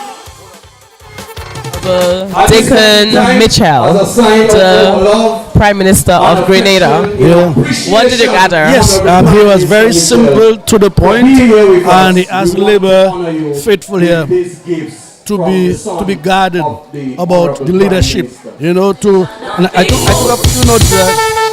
He said that we have to be grateful, or rather, do not take leadership for granted. And he made mention of a few personalities in the sporting field, you know, who were very, very successful, who led their team to many, many successes. And once they were changed, the very same thing that was on top of their game perished, you know. So he was making that relationship between sports and politics in Dominica. And he spoke well about the Prime Minister Skerrit and the work he has done in Dominica. Yeah. And then asking us basically, you know, to just hold fast to the leader that we have and do not bargain. And I really like the fact that he said that a lot of people think that he came to big up Mr. Skerrit, but by right he actually wants to learn a little thing or two from Honorable Roosevelt Skerrit. I take that as we have a leader that can even lead other political leaders. And we have Ambassador Tiani Douglas on the platform doing what he knows to do best, you know. And he did say, the Prime Minister of Grenada, that he's not here as Prime Minister of Grenada. No, he's here as the leader of a fraternal organization. You know.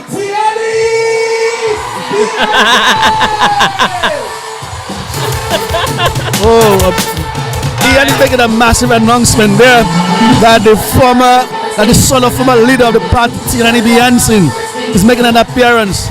He's making an appearance on the Labour Party platform. Yes, this is a proud, proud day. This is a proud, proud day. Oh my Lord, I need to go check. This is a proud day.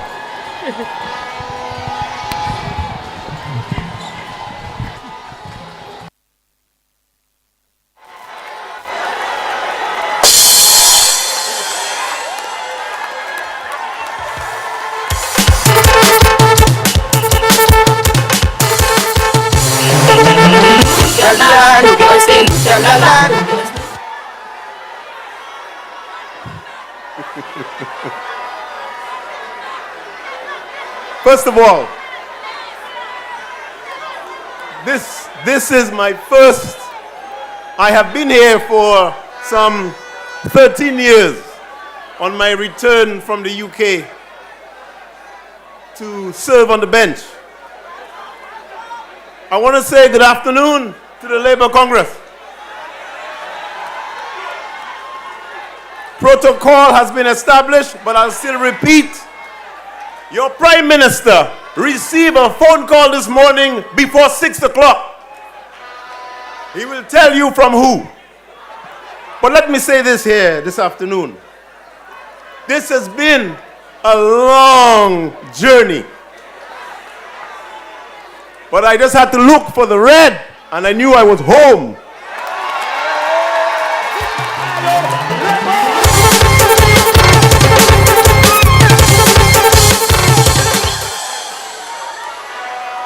I will just say a few words. Most Douglases speak a lot.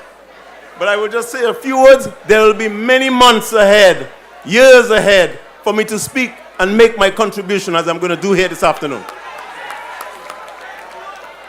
In any political system, opportunities must exist for individuals to contribute to the evolutionary societal development based on their abilities. I trained in Canada. Well, I began my training, in St. Joseph, Kubawi, and up the river. That's where I began. I learned more on the streets of St. Joseph than I have learned in any of the universities that I have traveled. That should show you the depth of the people we have in this country. The Labour Party Congress requires revitalization due to the prolonged inactivity. We accept that. And it is because of this call to the labor rights I have decided to return home.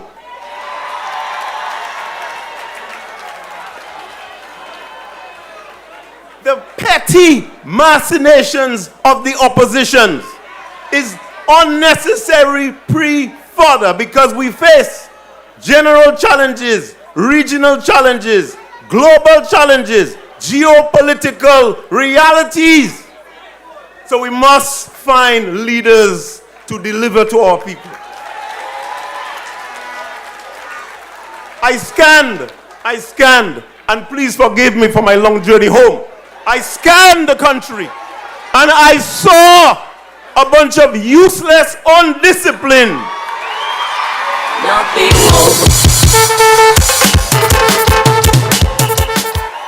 individuals who tried to convince me, an intelligent man, that I was looking at substance when it was rubbish. The key areas that we must focus on: political education, addressing local, regional, international, and geopolitical realities, economic prosperity for all, Labor is about feeding everyone and not leaving anyone behind. Within the framework of this principle of social and popular democracy, independent national sovereignty, and the territorial integrity, the essence acknowledge historical of our links to the diaspora in Africa. Our sister brothers and sisters right here on this rock, the Kalinagos. We must never forget them, because when the Europeans whipped us and beat us, sometimes it's the carrot that showed us the way for freedom. We must never forget that. So we send our greetings to the new chief. Within the framework, also, both the necessary and beneficial requirements and necessity for labor to reclaim the groundwork again. Labor is the only party in this country that has a history of fighting anti-colonialism, anti-imperialism, and all of the necessary attacks on the financial basis when we try to present, as the Honorable Deacon just reminded you, Deacon Mitchell reminded you, that they put pressure on us. Although they have taken from us, they want to dictate us, and then they are shocked. What are we doing in England? What are we doing in Canada? What are we doing in the US? Well, we are following the trails of the prophets that our fathers and mothers worked for and toiled. This Labour Party, I remember I lived with Mike. This is here before Ian even opened his eyes. Mike took myself and Sean in because Rosie was facing challenges in Canada in a prison. I will never forget that, because he took me wherever he went. When he prepared his cabinet papers, we were there. When he took his notes, we were there. When Patrick John as Prime Minister came to his home, we were there. We were there when he took his social holidays. He took us to Bells by the river on the property of George Karam. I've never forgotten the love that he gave me. And to this day, I have never listened to any opposition to go and attack Ian personally. I have never done that. When the country faced Maria, I woke up, I attended the first disaster meeting, and we picked up like everybody else. I put my shoes on, rolled up my shirt, because I had just gone to court. I rolled up my shirt, picked up galvanized and rubbish in the morning, delivered water in the afternoon, and food at night. My name or who I was about the profession meant nothing, but I had to serve the people, which I continue to do. I say this, we need an opportunity for rehabilitation, rejuvenation, return all the labor rights who have left the camp. Now the organs are in place, the systems are in place. If we have an internal family dispute, I have more disputes with my own family than I do with the leadership of this country. So we have to be disciplined. We must be disciplined. I stand here in a continuous connection with the spirits of my ancestors who have passed before me. More importantly, apart from Uncle Mike, my father, Rosie, I saw the struggles that he waged in Canada. I saw the jeering that the white children used to say when I went to school. They used to call me all kinds of names. But I knew from my father's struggles, I stood my head high. And I continue to do that. I am asking all labor rights who are outside the fence peeping in, come inside. Come inside! The party shall not be moved.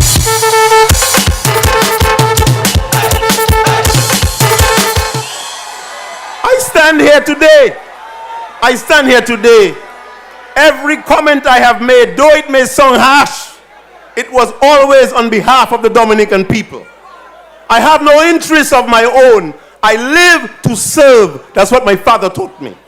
Let me say here, I give you my pledge that I will respond to the philosophy of the party, the principle of the party, and respect whoever the party decide to lead them. Labour Party shall not be moved. I bid you farewell. Good afternoon. Thank you for inviting me home. They can't keep a good man down. Always keep a smile when they want me to frown. Keep the vibes and I stood my ground. They will never ever take my crown. Oh, bless, I say no man curse. Things getting better when they thought it would be worse. Here comes the officers asking for a search. They found no weapon, just only a draw first. But I'm so solid as a rock, you just can't stop us now. Let me hear you! They said their time. Yes. That was Attorney Tiani Douglas, rousing address here at the Delegates Conference. Tiani Douglas is the son of former Prime Minister of Dominica, Roosevelt Douglas, who passed away some 24 years ago. And Tiani spoke there, well respected and well accepted by the huge crowd here at La Pai Vickers, at the ground of Vickers Government School. And Tiani, pledged his support to the Labour Party and to the leadership of the Labour Party, and he said he's glad to be home. Yes, it's definitely an emotional day, not just for the Douglas family, but also for the Labour family today. And he said he's ready to serve, and I'm very much excited to see what capacity he will serve, because we know he's capable, and we know he comes from a lineage that has shown him how to serve. So I'm happy. I just want to congratulate him. And they're just now announcing on the stage of the departure of the Grenadian Prime Minister. Yes. He's going back home this evening. He made the effort to be here. He came in yesterday, attended the groundbreaking ceremony for the international airport, and he attended the Delegates Conference this morning. He spoke early, and now he's making his way back to the airport to fly home to Grenada. We wish him bon voyage in that process, and we thank him very much, for his advice and solidarity with the Dominican Labour Party. Because I think he also came a bit earlier yesterday to accommodate the groundbreaking at the international airport. I think he was supposed to come just for this. So we're grateful for the 24 hours he could grace us here in Dominica. And as I said before, his speech was a good one. So thank you to the people and the leader of Grenada. I can tell you, this is electric here. The Delegates Convention is like Labour Party supporters were looking for something, for some opportunity to come out and to shake and to demonstrate to Dominican that Prime Minister Skerrit and his government is not alone in what they are doing. They have support. They have solid support. They do not call the radio every day. They do not get the opportunity to look at every day. But they are there in their numbers, and that is demonstrated this evening and this afternoon here in Vickers. I cannot wait for the day where I can see Ian Douglas, Sean Douglas, and Tiani Douglas stand on stage under the Labour Party. Well, the program continues. From a voice that you know another solidarity message from follower of the Dominica Labour Party, Mr.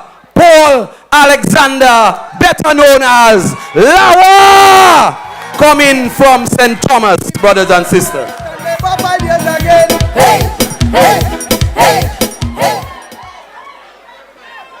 Labor rights as Zola. We Nula. Labor rights as Zola. Okay. Ladies and gentlemen, good afternoon. As I was filled with passion when I heard the son of the late Prime Minister Roosevelt Douglas gave a speech here this afternoon. Now I want to recognize the Prime Minister of Dominica, the Honorable Roosevelt Skerrit. And when I saw the young man from Grenada who is the Prime Minister, I was trying to wonder which one became the youngest leader of the world. I remember when Prime Minister Skerrit became the Prime Minister, he was the youngest leader of the world. But Mr. Mitchell is also a very young man, so I don't know the competition, which one was the youngest becoming a head of state. So I've been told that Honorable Roosevelt Skerrit Prime Minister of Dominica still has it. So the Prime Minister of St. Lucia, the Honorable Philip Pierre, just before I left St. Thomas, I met a gentleman. I told him I'm going to Dominica to attend the conference, and his Prime Minister will be there. He told me to convey his friendship and his support, and he told me just tell him, Johnny Shalry. You know this man very well. So ladies and gentlemen, when I arrived and I attended the function yesterday, the groundbreaking, when I saw the Prime Minister, when he saw me, you know what he said? PRO, this is the PRO of Labour, but I am the international PRO. If you follow Facebook, if you listen to the programs on Kyrie, then this is Paul Alexander, better known as Lawa. Now, I want to extend my most sincere condolences to the people from the Grand Bay constituency, because we lost a great man, a stalwart by the name of Anthony Suwigrel. And what I want you to remember Suwigrel as, he was a champion of justice. In 1976, there was a law in Dominica that sent people to jail for 1 year for a coconut. And the mighty Chobi of the Midnight Groovers was sent to 1 year jail for this coconut. And it was Anthony Grell, Suwi, who went to Geneva Estate, and he took a coconut in front of the manager, and the manager took him to court, and he was sentenced to 1 year, but he spent 1 night in jail. And Suwi Grell is the only man who went to jail in Dominica who did not get a haircut, and he did not get to be dressed in the prison uniform. And he came out the next day because he appealed the case, and the appeal judges found that case to be inhumane. So the law was abolished. And there were 31 people in jail in Dominica under that law for 1 coconut, and all of them were set free. So we want to remember Suwi Grell for this great job he did on behalf of Dominica.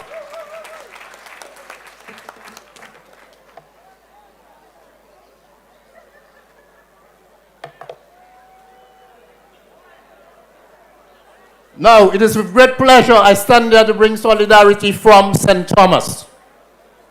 Now, we know where we have come from. We know where we are today. And we know where we are going. But on that journey, you must never forget the people who extended a helping hand to us to make us get where we are today. Like the people of Cuba, the people of Venezuela, the people from the Democratic Republic of China. These people have helped in many, many ways. Imagine after Maria, the first people who stretched a helping hand to Dominica to bring relief was the government of China. Our traditional friends, like England, where many of our people have gone to labor and build these countries, they came very late, but China was there right away. So we cannot forget the people who help us along the way. Now we know a chain is as strong as its weakest link. So we, the laborites who have been struggling and fighting to keep labor in power, must keep the fire burning and work hard, because the struggle continues. And we have to do all what we can to keep labor in power.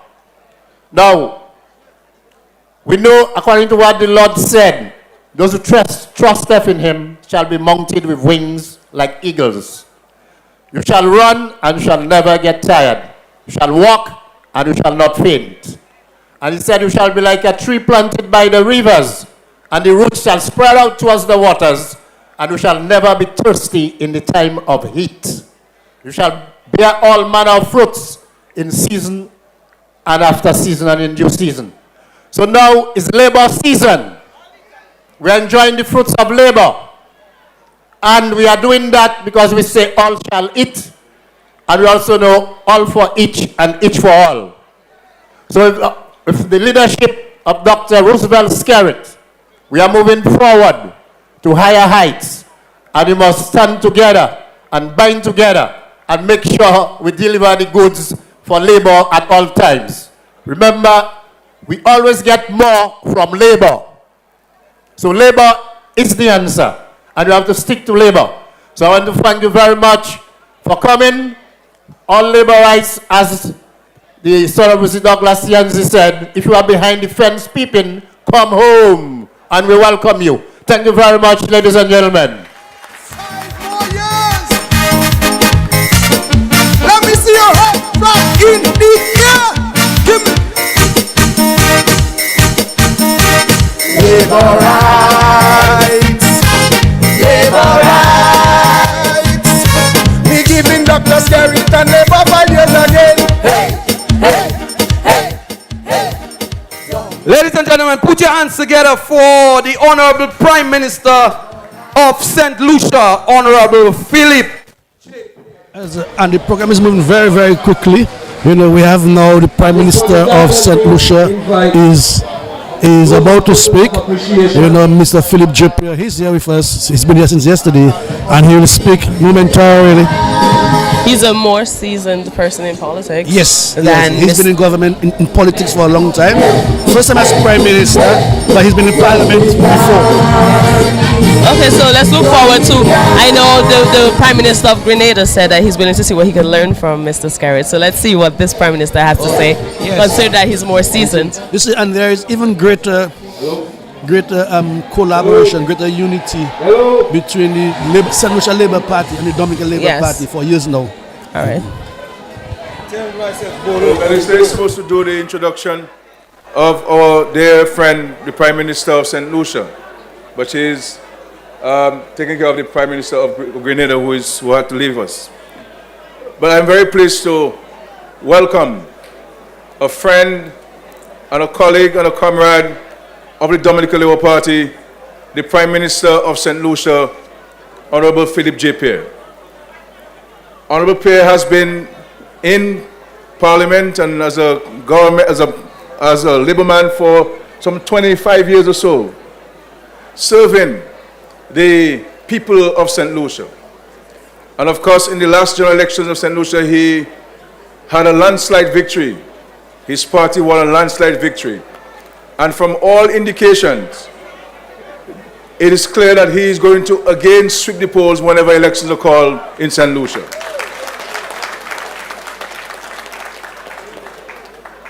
But what I admire the most about Prime Minister Pierre is his absolute commitment and dedication to the principles of labor and the labor movement, not only in St. Lucia, but globally.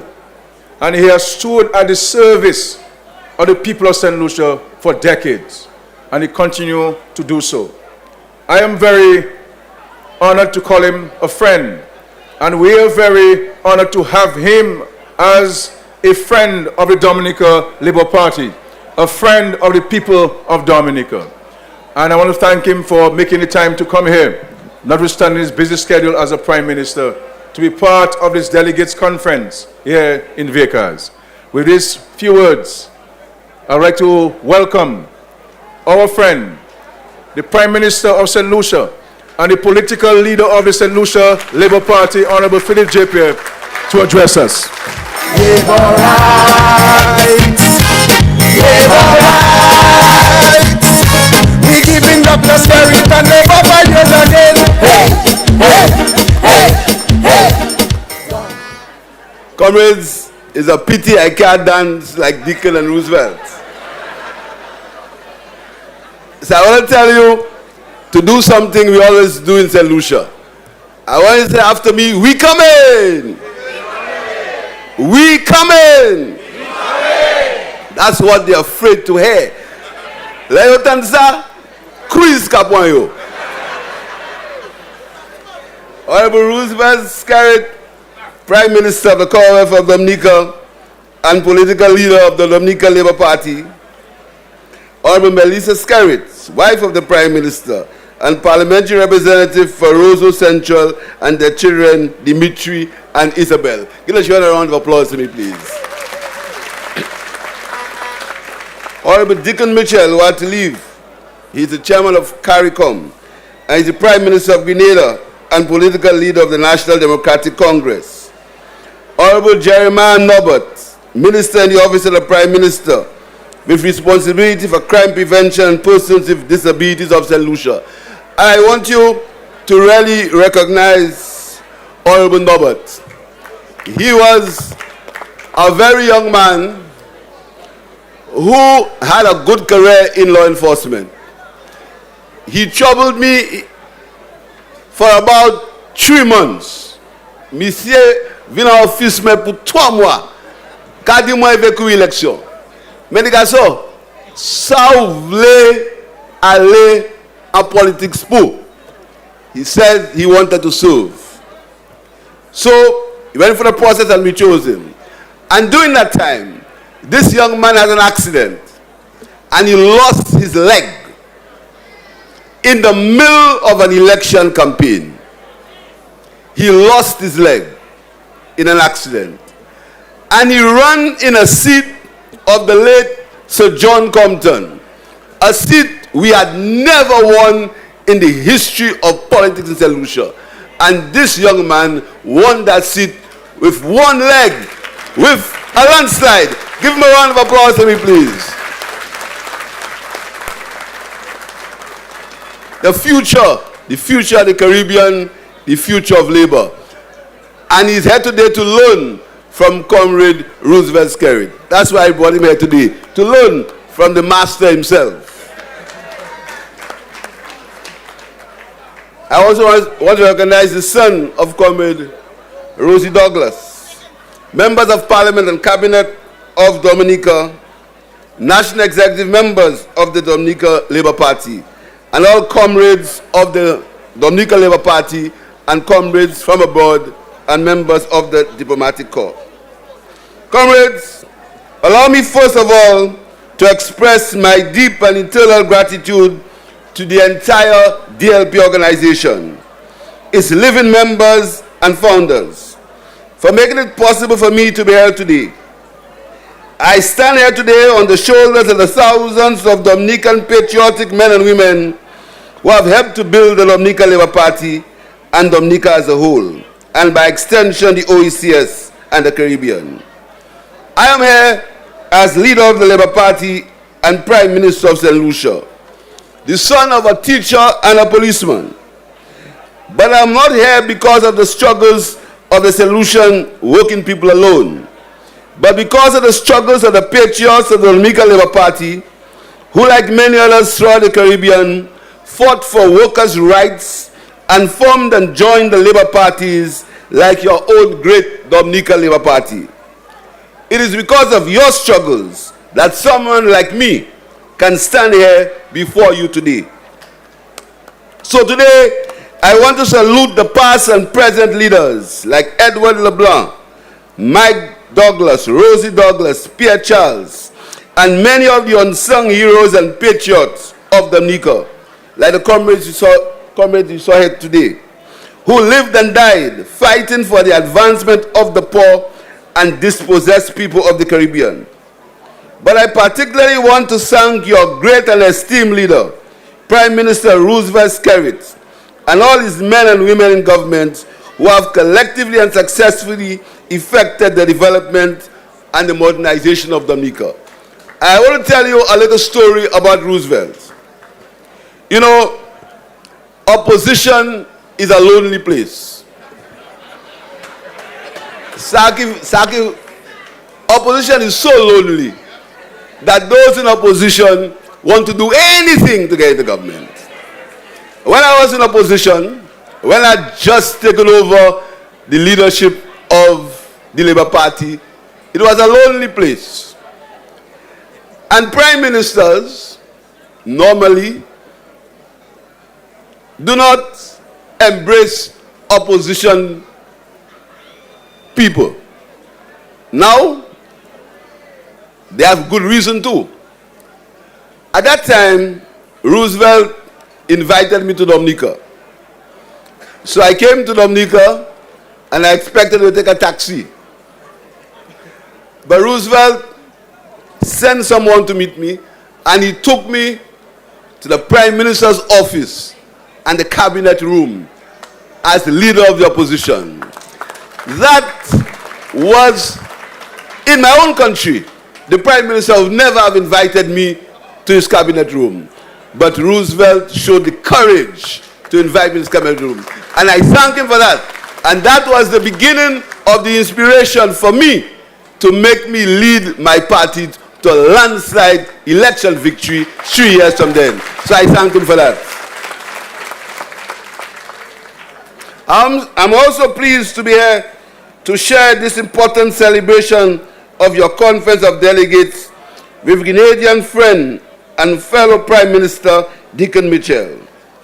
This happy meeting of the Windwards, with only Prime Minister Ralph Gonsalves missing, and Ralph was the guest speaker at my conference earlier this month, or last month, is deeply symbolic of our joint destinies and our common purpose. Our mini OECS summit today reminds me of the time in the late 1980s and early 1990s when the labor leaders of the Windward Islands understood the importance of building a common platform and a common front to face common problems and to offer common solutions. So I want to thank my brother, your distinguished Prime Minister Roosevelt Skerrit, for organizing and inviting me to his party conference to allow myself and Prime Minister Deacon Mitchell to be here to share in this historic moment. I want the three of us standing here together to be like a beacon of hope for all generations of Caribbean people of our commitment to always work together as one, and as a sign of our continuing efforts to unite and deepen our unity more firmly as we face the new challenges to come. Brothers and sisters, we have a common enemy. This enemy is not only climate change, is not only unemployment, is not only crime, is not only the uneven playing field that we have to deal with in the international community. But my brothers and sisters, we do not need to look too far to understand why we must stand together and why we must work together. If you follow the news in Dominica, if you follow the news in Grenada, and if you follow the news in St. Vincent and St. Lucia, you will see that the same forces that are fighting Skerrit are the same forces that are fighting Ralph. The same forces that are fighting Deacon are the same forces that are fighting Philip J. Pierre in St. Lucia. Brothers and sisters, we have a common enemy. So sometimes they are in St. Lucia and they want to attack me. So they write nasty news stories about Skerrit. And when they are in Grenada and they want to attack Deacon, they write nasty stories about Ralph. It is clear that our enemies can see that we are united. And it is clear that they hate our unity. So today, my message at this annual conference of the Dominica Labour Party is this. If our enemies see our unity and they hate our unity, then this is the very reason why we must stand stronger together. We must stand solidly united together. And we must explore every avenue for always deepening and strengthening our unity. This is the first requirement for our continued victories over our enemies. And there is something that they don't like me to say in St. Lucia, but I'll say there, and I'm sure your Prime Minister will agree if you say it too. We must protect the victory. And I want you to say after me, we have to protect the victory, because that is the victory that will bring the people of Dominica and the people of St. Lucia to higher heights and a better quality of living. My brothers and sisters, who is this common enemy that we face? What are the characteristics of this enemy? And what do they hope to achieve? Why do they want our Caribbean to become? And why do they hate us so much? Brothers and sisters, our enemies hate the fact that our parties are parties of and for the workers of the Caribbean. They get very angry when we allocate funds to short-term roadside beautification programs so that the poor people of the Caribbean can get some cash to feed their children. They call it handouts. They hate the fact that when we give contract to small entrepreneurs and small builders so they can participate in our infrastructural program, they get very annoyed when we spend money on schools and education, when we send the children of regular people to universities. We give scholarships for the children of the poor to get our higher education. Our common enemy gets very angry. When we stand for Cuba, because we know that Cuba has been a friend to the Caribbean for several decades, making an invaluable contribution to our health and education. They get very angry when we call for the lifting of sanctions against Cuba and Venezuela, because we appreciate that Venezuela, through its programs, has helped the working people of the region. And they get even more angry when they see in Dominica, under the leadership of Roosevelt Skerrit, you are building a new international airport for the people of Dominica. And that is why they have attacked the CIP program. You must not get yourself involved in this attack on our CIP program. But I guess the Prime Minister will speak a little more about it. They're attacking the CIP program everywhere. In St. Lucia, in Dominica, in Grenada, everywhere. Because they know that Dominica will have an international airport with the CIP program and without 1 cent of debt on the people of Dominica.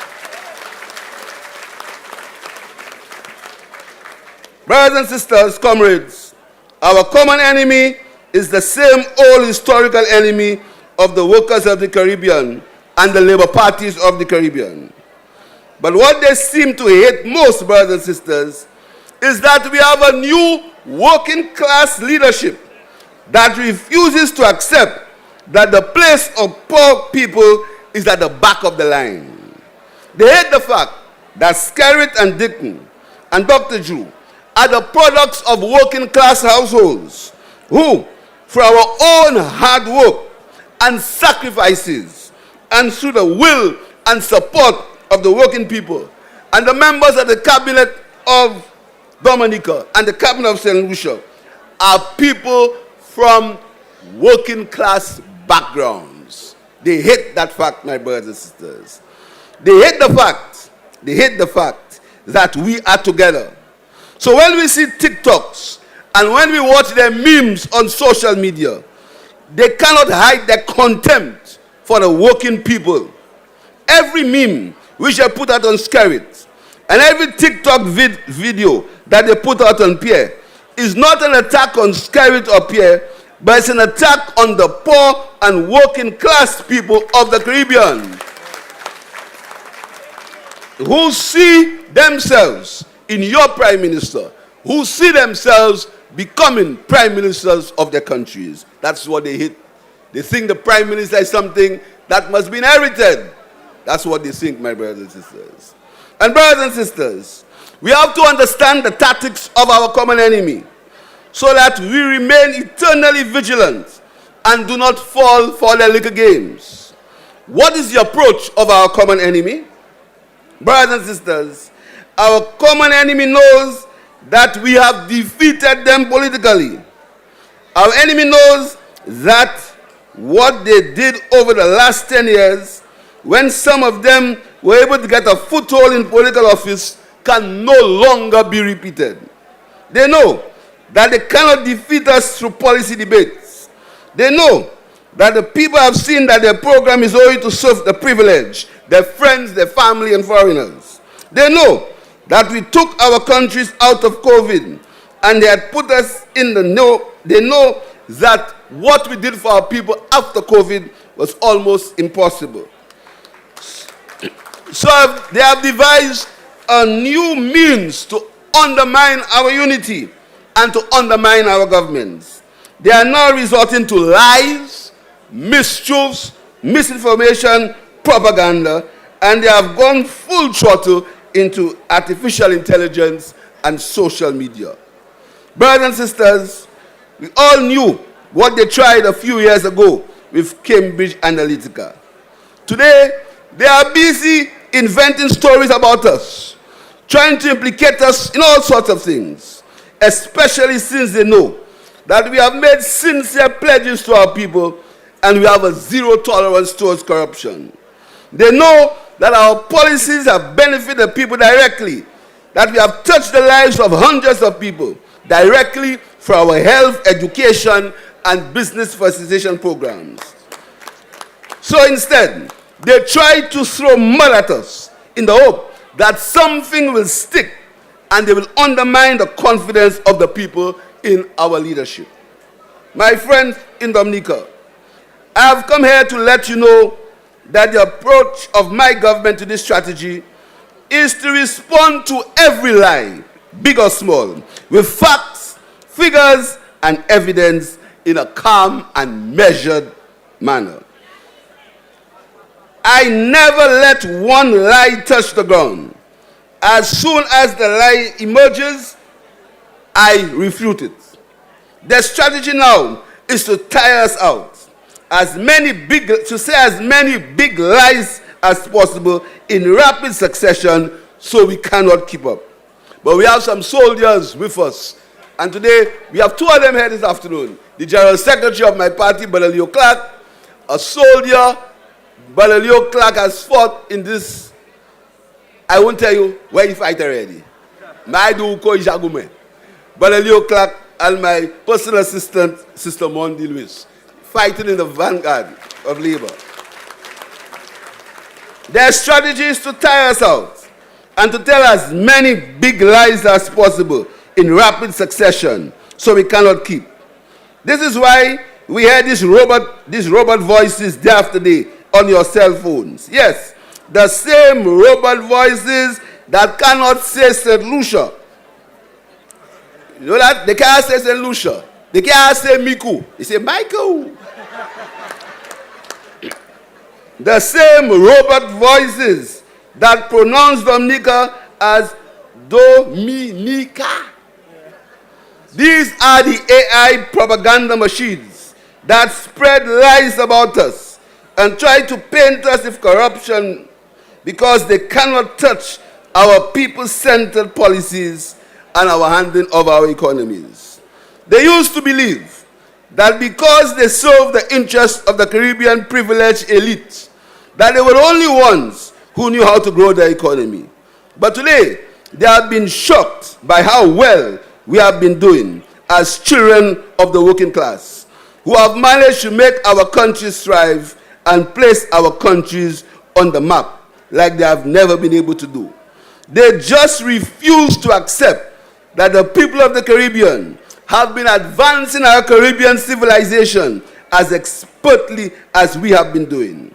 This is why we are now faced with responding daily to the AI-generated lies, propaganda, and the social media distortions, because they cannot defeat us with policy and development.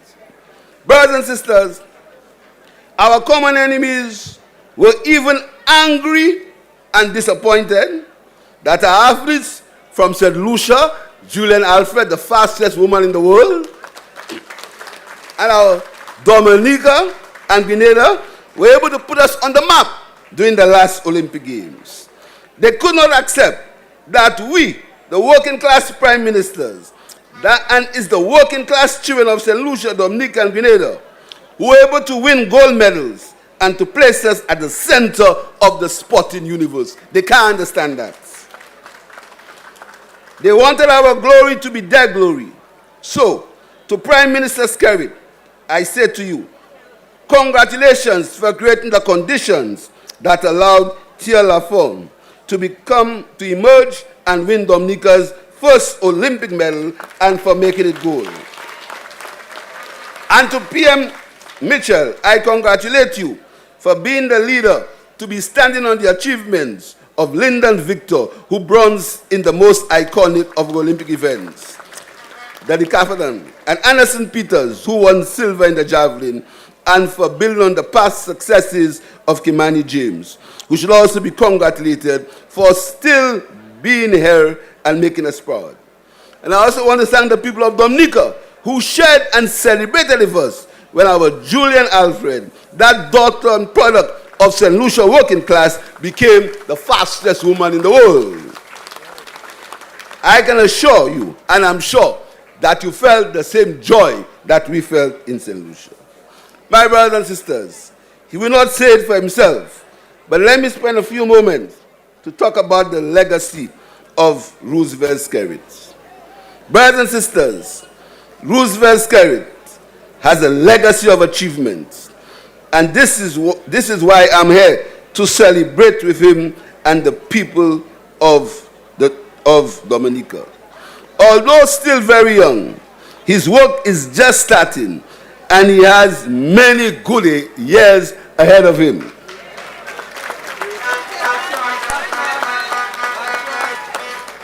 PM Skerrit will go down as the leader who managed a country after 3 terrible hurricanes. And again, I will give you a little story.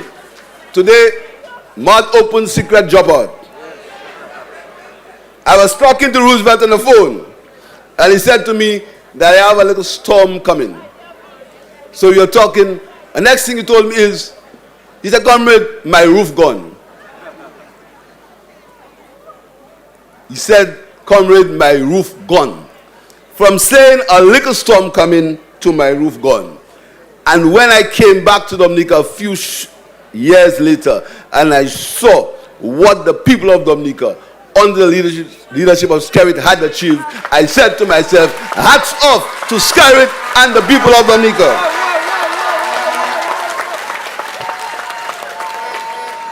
PM Skerrit will go down as the great economic modernizer of Dominica.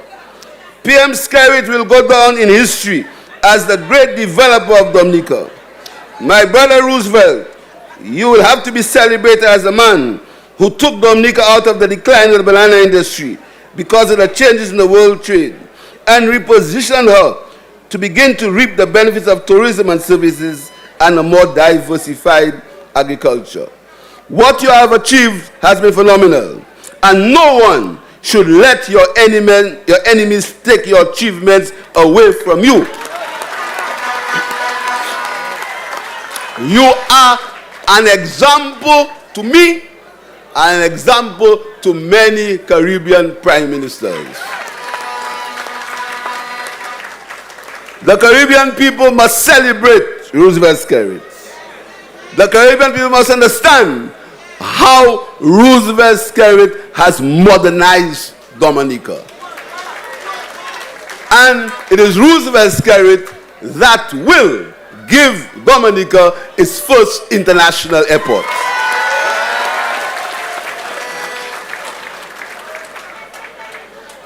And it was under Skerrit, as I was saying to you, that the Melville Hall Airport was refurbished and repurposed and became to be called the Douglas Charles Airport.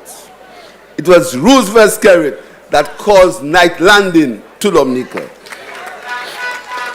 And it's Roosevelt Skerrit that will give Dominica its first international airport. So my sisters, my brothers, do not fall prey to the enemies who are saying to you that Roosevelt Skerrit is bad for Dominica. Roosevelt Skerrit will go down not only as a Caribbean leader, but as a world leader. Because to take a country back after these hurricanes, to bring it to where it is today, it takes not only one man, but 2 men and 3 men and 4 men. And I want to tell you what I think Roosevelt has. I don't tell you nobody. The fortitude, the courage, the determination against all odds to bring Dominica to where it is today, he needs to be revered. And I want to say to him that I haven't had the challenges that he's had in St. Lucia. A few of them but nothing compared to what he has faced in St. Lucia. So, comrade, I salute you. I really salute you. And I want to you need to give me some advice on how I can win. So, comrades, do not allow the propaganda. Don't allow the propaganda. It is Skerrit who had the courage to chart a foreign policy that would benefit Dominica. He had the courage against great odds. And in St. Lucia, we say in our foreign policy, we choose our friends and we do not interfere in the internal affairs of other countries. We do not. It was Skerrit who had that courage. It was Skerrit who had the courage to stand up when he thought something was right and to fight what he thought was wrong. It's Skerrit who calls the people the children of the people of Dominica. And I want to tell you something. We do not understand the young people in this room. We don't understand what these islands were like before. We don't understand what we take for granted. We take secondary school for granted. We take primary school for granted. We even take university for granted. It was not so before. Before, it was not so. Thousands of our sisters and brothers could not attend a secondary school because there was no place for them. We don't understand. The young people don't understand how these countries have developed, what they've come from, and where they are today. And when I drive in Dominica, I even have more respect for Roosevelt Skerrit and the Dominica Labour Party. It is Roosevelt Skerrit. But I tell you something. In that one, I assure I go follow him. Who gave people free housing for the people of Dominica? Cause that ton. Gouvernement, Kabay Moun, Okai, Pouye. It is Roosevelt Skerrit. And you must appreciate that. Because in St. Lucia, I will tell you, I assure when I can give them a house free. I assure. And when he did, I said to him, comrade, you sure you know what you're doing? He said, any time is for the people, I will do it. And again, you must understand what it means to have a house. What it means to have a house free. But sisters, and brothers, you must cherish that house. You must care it. You must maintain it. You must keep it clean. Because not many people in the world can say a prime minister and a government gave them a house free.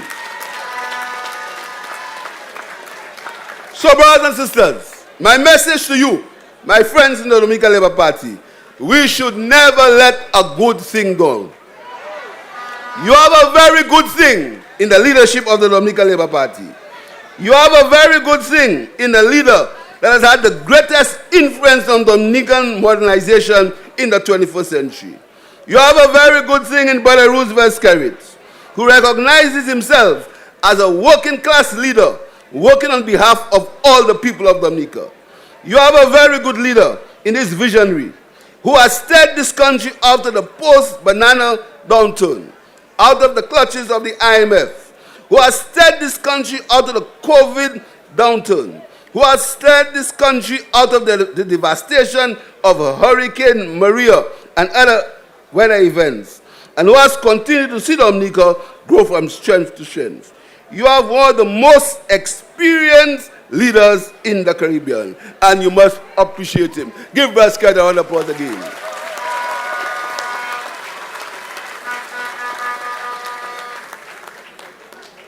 So my message, don't let a good thing down.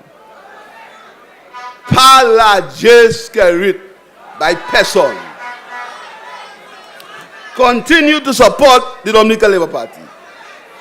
And I say to the cabinet of Dominica, you have a leader who will work with you. Who will work with you so that together, collectively, we can bring Dominica to the higher heights. So, comrades, I want to thank you. I want to thank you for allowing me to share this platform with you. I want to tell you that I come to tell you that I come in. I come to tell you that St. Lucia will have a general election very soon. And I see a bell here. Roosevelt, let me not bell.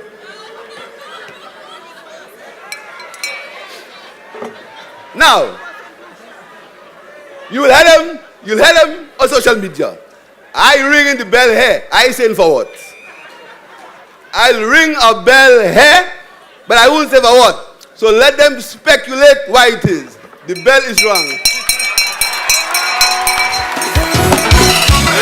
Labour still the best choice. You can talk and make your noise. Labour still the best choice. That bell is to ensure that we protect the victory.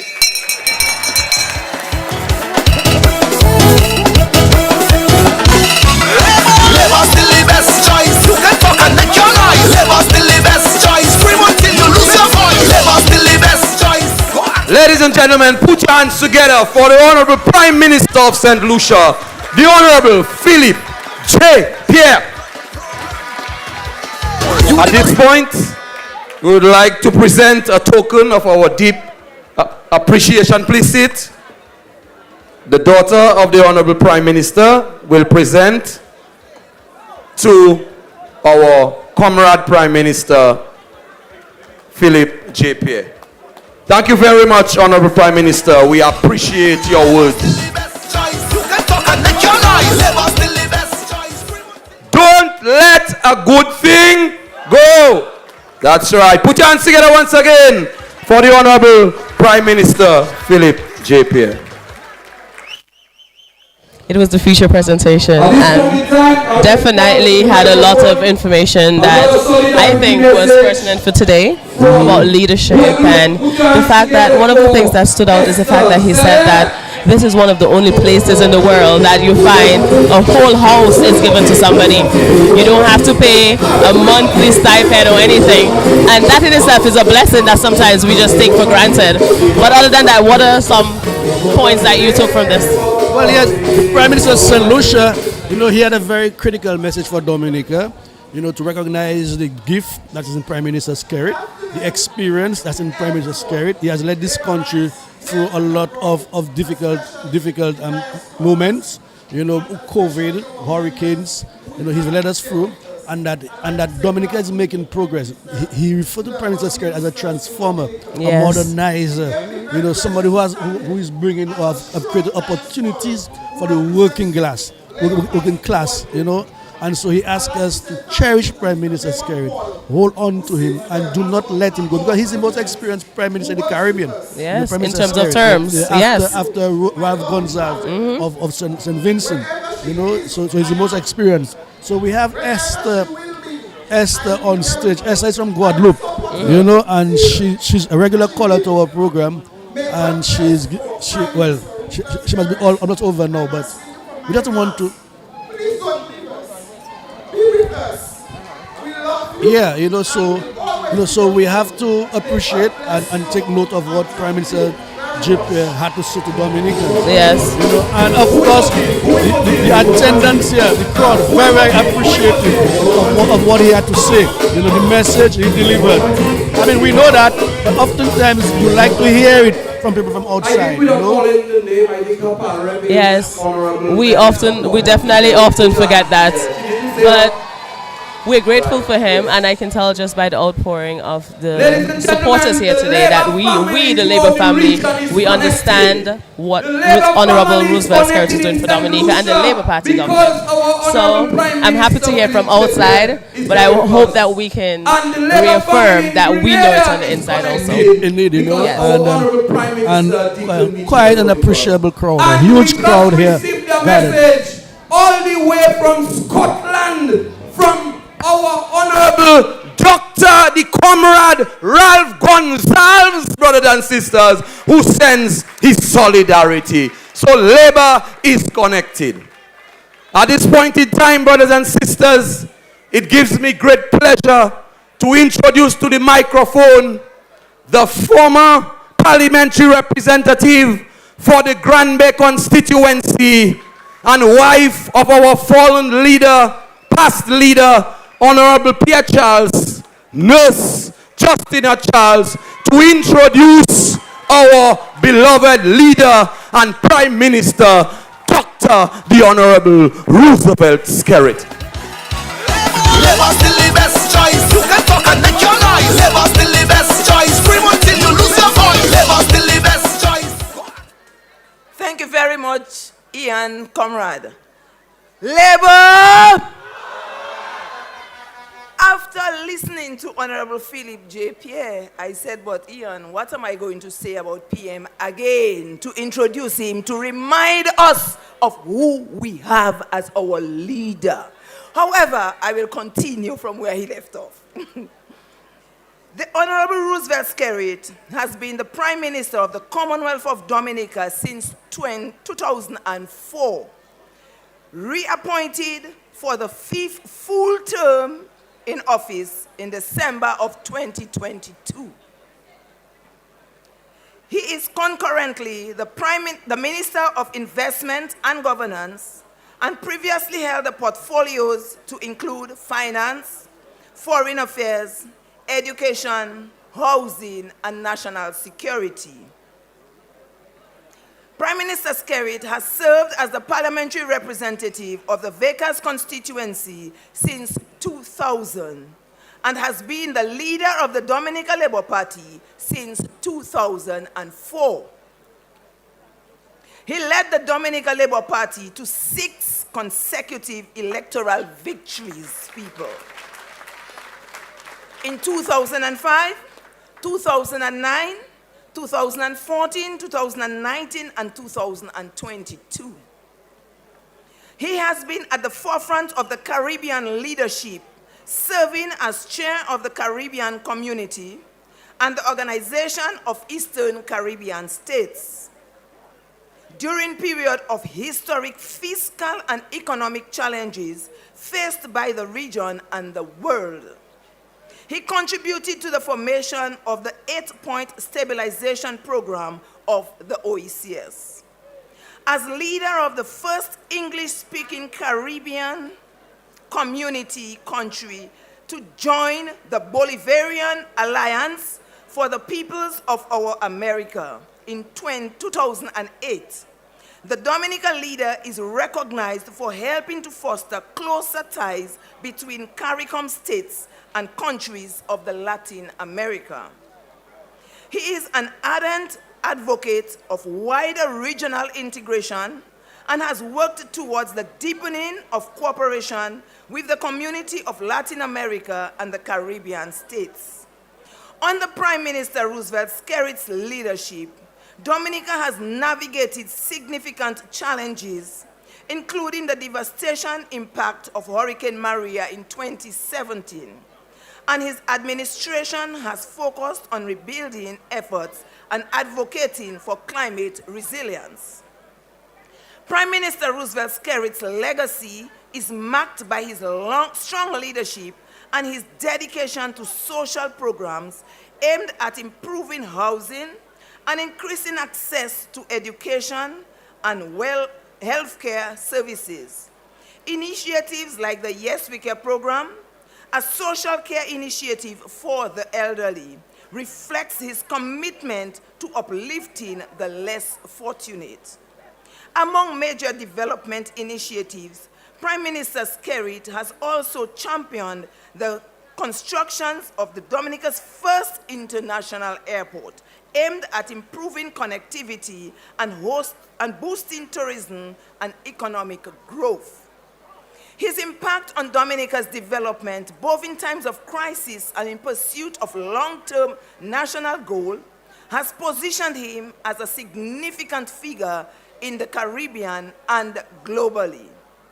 Ladies and gentlemen, labor rights, join me as I present to you our dynamic, focused, astute, visionary leader of the Dominica Labour Party and Prime Minister, Honorable Roosevelt Skerrit. Let us make him feel welcome. Ladies and gentlemen, rise to your feet and welcome the maverick, the Honorable Dr. Roosevelt Skerrit.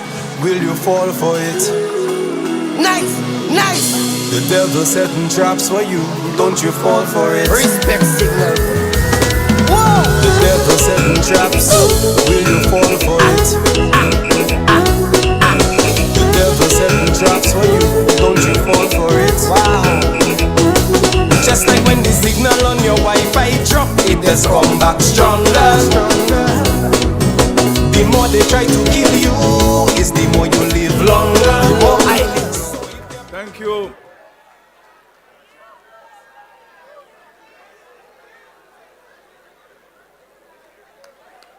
Thank you very much. You know, the last time I was here on this playing field, the last time Labour gathered here on this playing field was on December 19, 1999, when I was launched as the first candidate for the Dominica Labour Party in the election to come. And you know, Rosie with his ways of doing things gave me a week and a half to prepare for my lunch here in Vickers. Because the party wanted to test the waters to see how the people of Dominica are reacting to Labour. And at a meeting, Rosie said, well, we're launching Skerrit. He didn't tell me before. He said, we're launching Skerrit.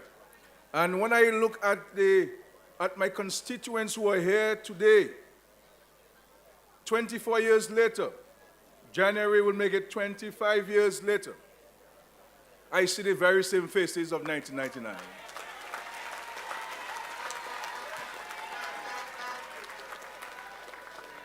The same faces here. The people who went to cut the bamboos, I see them here. The people who set up the stage, I see them here. The people who ran the electrical connection from the school to the playing field, I see them here. And I also see their children. I also see their grandchildren here today from my constituency. They have been sincere supporters. And they have been supporting me as their power rep, not because of what I may have done for them, but what I have been doing for Dominica. And so, my heart goes out to you. And I can tell you, I will always be grateful to you in this constituency. You placed your trust and confidence in me as a young person. And you have never turned your back on me. And I want to say to you that my heart is yours. You are part of my family. And I will always be grateful to you. I want to recognize my friend and our friend, Honorable Philip J. Pierre, the Prime Minister of St. Lucia and the leader of the St. Lucia Labour Party. And to thank him for his wise counsel to us here at the Delegates Conference. He has provided us with some good advice and guidance on how we can protect the victory for the working class people of Dominica. Because I tell you, there are some people in Dominica who do not like me because of what we have done for the working class people of Dominica.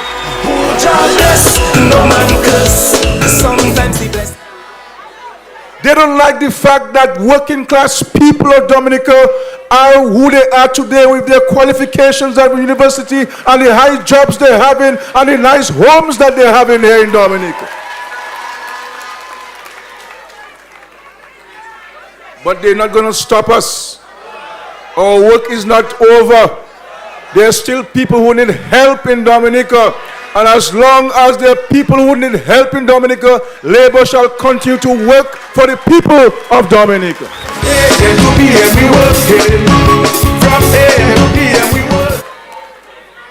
I want to also recognize and thank the Prime Minister, Honorable Deacon Mitchell, the Prime Minister of Grenada, and political leader of the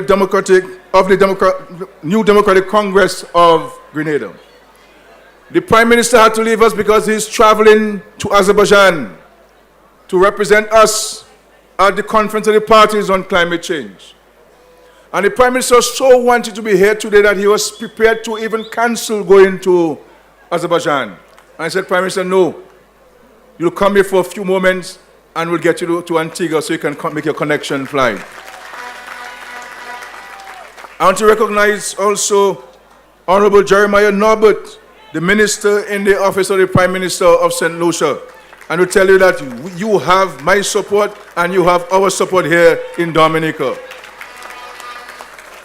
Members of the Diplomatic and Consular Corps, our friends, our partners, who have stood by Dominica not only in good times, but in difficult times. And you know who your friends are when you are in difficulties. And they have stood with us. Thank you very much. Sheshe, muchas gracias.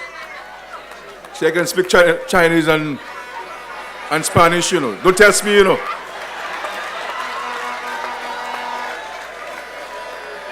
I want to recognize Comrade Cassini Laville, our General Secretary. Comrade Leo Clark, the General Secretary of the St. Lucia Labour Party. And of course, the personal assistant of the Prime Minister of St. Lucia.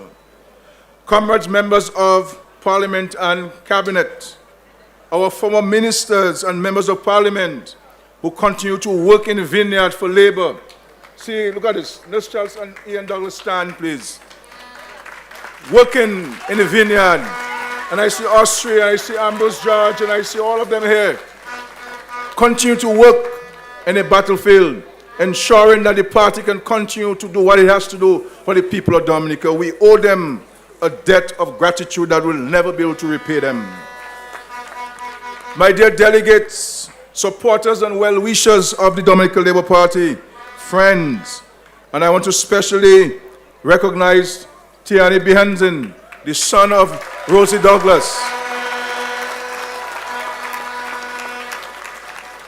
Because in Labour House there are many rooms. There are many rooms prepared for anybody to come under the tent of Labour, because Labour is an inclusive party. Labour is a welcoming party. Labour is about people. We may have our disagreements, but we must never lose sight of our philosophical standing, our principles, our commitment to the people. And Brother Bienzin, we welcome you to the fold of Labour. Welcome you, and we shall kill a golden calf to welcome you. As a prodigal son. And I want to join him by inviting those who have stood outside of the fence watching in. My brothers, there is no fence, there is no gate, there is no door, there is no window in the House of Labour. It is open for everyone, irrespective of who you are in Dominica, ladies and gentlemen. We are all here making our contribution to the people of Dominica. And so we welcome them. And so, my friends, welcome to Vacas. Welcome to the Vacas constituency. And I'll give you one little historical political fact of the Vacas constituency. We have never been in opposition. And so you know that anybody who wins in Vacas will win the government. And there is no way that Labour can ever lose the seat in the Vacas constituency. It shall not be moved. And so, I welcome you to this wonderful constituency. We just concluded our celebration of the 46th anniversary of independence. And we are reminded of how vibrant our culture, joy, and undeniable identity bring us together as a people. Just as our cultural activities unite us in celebration, so too our great Labour Party unites us with shared purpose and commitment. Comrades, friends, I stand before you with a heart filled with gratitude. Together we have embarked on an extraordinary journey, one marked by triumphs that have uplifted our nation and challenges that have tested our resolve. Today we gather as members of the Dominica Labour Party, united by our shared vision, our commitment to our country, and our enduring dedication to the values that have shaped our movement for decades: social justice, equality, and the empowerment of the Dominican people. We are here today not only as a political party, but as a family with deep roots in the history of our beloved Dominica. It is our shared struggle that has brought us victories, victories that have improved the lives of our people, our healthcare and education, to infrastructure and social protection of the vulnerable, our senior citizens and children. The Labour Party has always placed the people of Dominica at the center of its policies, and our journey together, my dear comrades, is far from over. As we look to the future, let us reflect on the challenges we have faced and the obstacles we have overcome. Natural disasters have tested our resilience. Global economic shifts have challenged our development, and social issues have confronted our unity. But each time, through every storm, we have emerged stronger, more determined, and more united as a party. The Labour Party has been at the forefront of that strength, always leading the way in rebuilding, restructuring, and reimagining a better Dominica for all. Comrades, we are at a pivotal moment. The world is changing, and we must continue to evolve with it. Our vision for the future must be bold, strategic, and inclusive. We must continue to champion sustainable development, ensuring that our natural resources are preserved for future generations while leveraging them for economic growth today.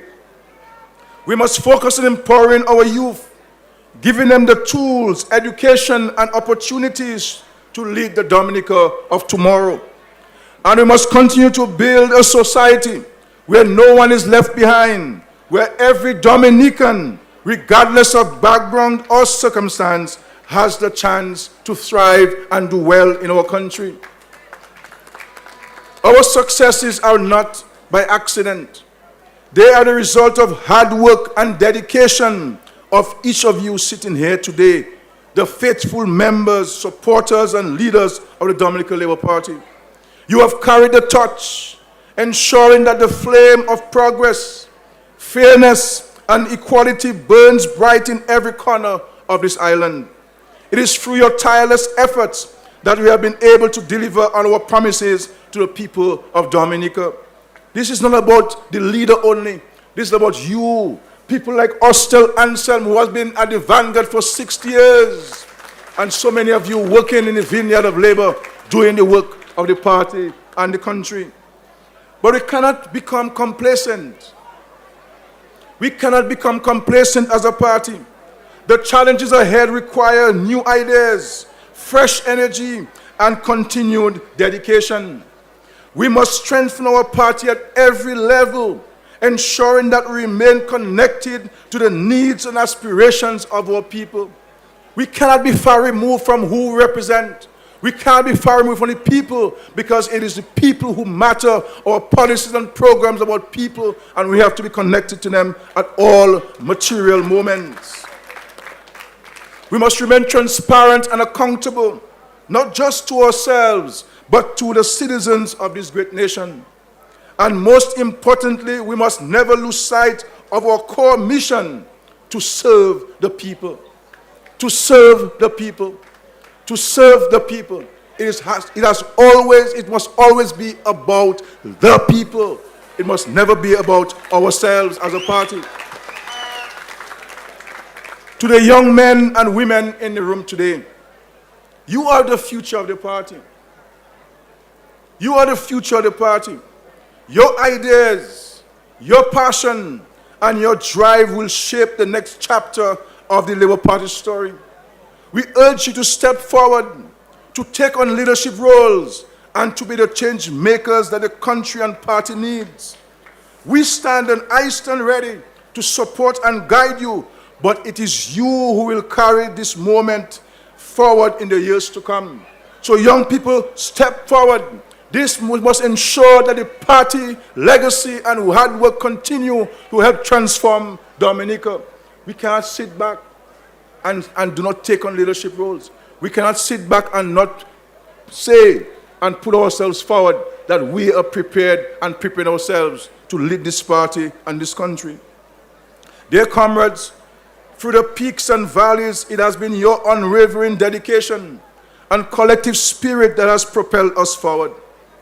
I want to thank each and every one of you for your commitment, your sacrifice, and your belief in our shared progressive vision for Dominica that is rising in the face of the changing world. You, the supporters,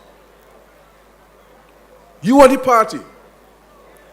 It is your work that encourages me as the leader of the party. It is your commitment that encourages me as the leader of this party.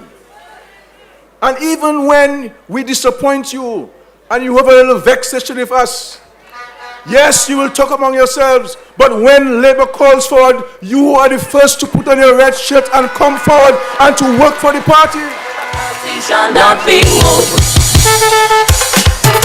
And the party must always appreciate you. We must always appreciate you. And this is why we must be accessible to you at all times, ladies and gentlemen. And so we have to continue to build this country. Our achievements did not come about as a result of any single individual, but the collective and the culmination of our joint efforts. We have built a legacy together, a testament to what we can accomplish when we unite for common purpose. Unity is important in everything we do. And once you are united, you can face any storm, any challenge. And that has been the legacy of the Dominica Labour Party over the last 25 years.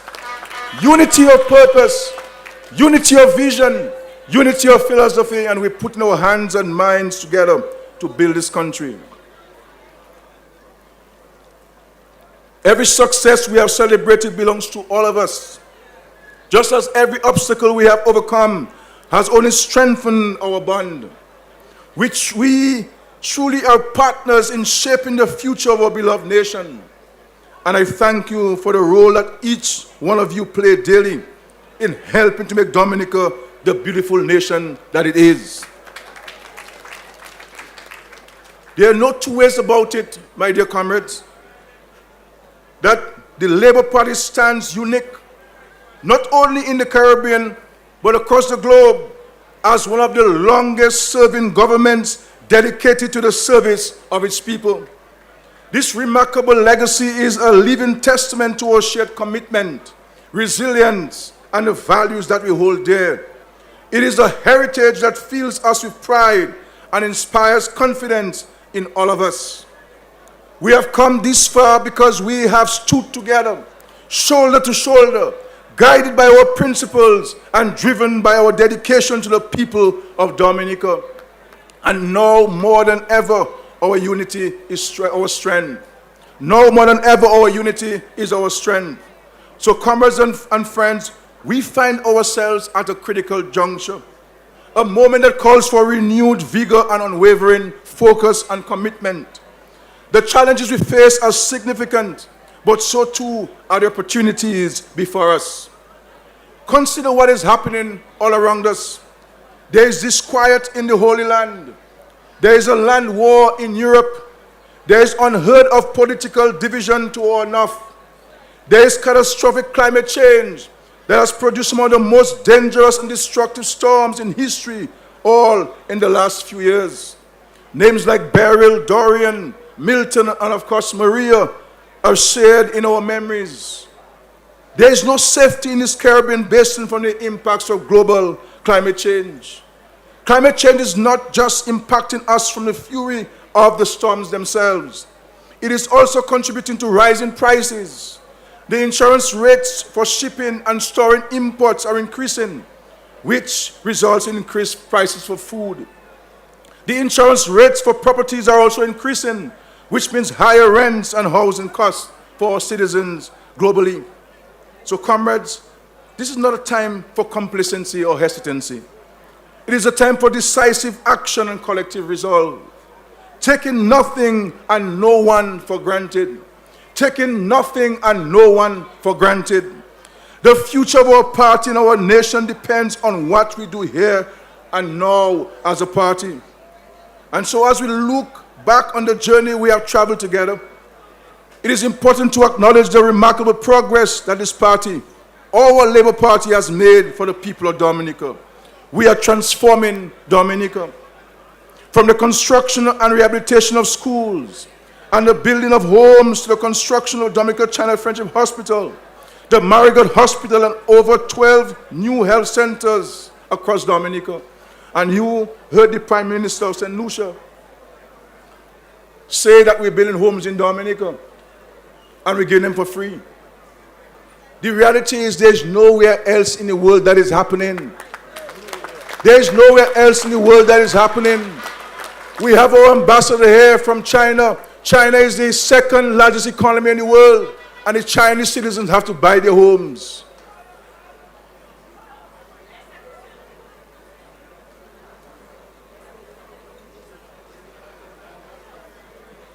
We have to understand this, that we must not take this for granted because these things were not always there. We suffered from Hurricane David, and many of us got nothing whatsoever from our government. Nothing. And he told you about the number of thousands of children never went to school in Dominica, not because they were not bright, but because the system kept them out. And Labour came in, and in less than 5 years, we opened up access to education for every single child in Dominica.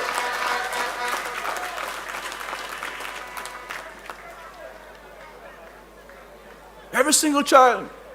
No longer you have to have a big surname in Dominica to go to school. And that is why there are some people in Roosevelt who don't like me.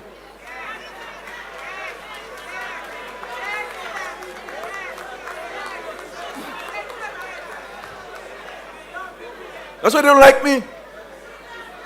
But I don't care. Because my focus is on uplifting the people of Dominica, ensuring that every person can have an opportunity to be who they want to be in Dominica. And that's our focus. So I don't care about who doesn't like me. I am preoccupied with who loves me. And we have the majority who loves us. Who bless, no man curse. Sometimes the blessing them just look just like a curse. So who Jah bless? Who Jah bless? Jah bless, no man curse. Sometimes the blessing them just look just like a curse. And so, as the song says, we must look at our blessing, not as a curse. Opportunities, what the government is doing for us, what this party is doing for us. Because what Labour has done and what Labour is doing for Dominicans, there is no time in our history we have seen this. No time. And so let us work together, my dear friends. And so these buildings are not just buildings, they are monuments to our dedication and proof of the difference we have made in the lives of Dominicans. And let us not forget the strength we have shown in the face of adversity. Whether it was rebuilding after Tropical Storm Erica or standing tall after Hurricane Maria, we have never shied away from the challenges before us. We have tackled them head on, not with fear, but with the determination that defines us as leaders. And you recall, after Hurricane Maria, everybody said Dominica finish. Everybody said Dominica finish. And guess what today? Guess what today? the world cannot talk about resilience unless they talk about the Commonwealth of Dominica, ladies and gentlemen. But they lie. Every day they sit and wonder why. No matter what they try. The world is amazed at what we have been able to do as a nation, largely with our own resources. Because you know what? It is the Lord's work. The Lord is with us, and we are with Him. And once the Lord is with you, everything is possible. Everything is possible. And when they said it would take us 20 years to rebuild Dominica, it took us 24 months to rebuild Dominica. Oh, bless, no man curse. Sometimes the blessing them just look just like a curse. And so, ladies and gentlemen, our response to these challenges through initiatives like the Emergency Agricultural Livelihoods and Climate Resilience Project and the Housing Recovery Program has restored hope and renewed the strength of our nation. We must be proud of our housing policy. What we have done is the envy of the world, and it is protecting many of our people from the current global housing price increases that are putting stresses on families across our region and the world. And we just got some monies from China, and all of that monies are going to go into housing, because there's some of you that are still waiting for your homes.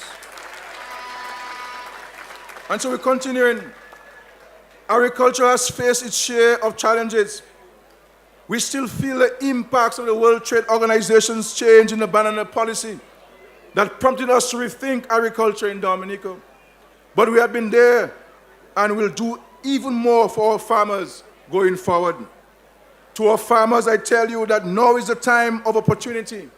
Invest in farming, because when the international airport opens, there will be more tourists coming to our island who will need high-end, diverse local produce.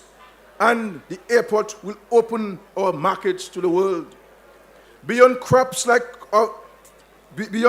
think of the opportunities in the beautiful flowers that we grow abundantly in Dominica, and the opportunities to export our beauty globally that will come with the opening of our international airport.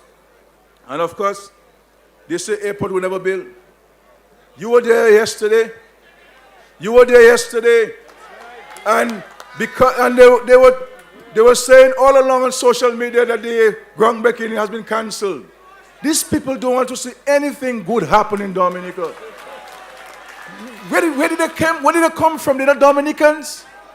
I mean, they don't want anything positive happen in Dominica. And that is why you, the laborites, you who are concerned about the welfare and well-being of our country, must not be part of this at any time. You must not be part of this at any time. If someone is not going to talk positive to you, Dominica, tell them, my friend, I do not have the time. We cannot like nonsense on social media. We cannot like people who are destroying our country. No, these are enemies of progress. These are enemies to the future of your children and the welfare of your children. And so we have to guard against this, my dear brothers and sisters.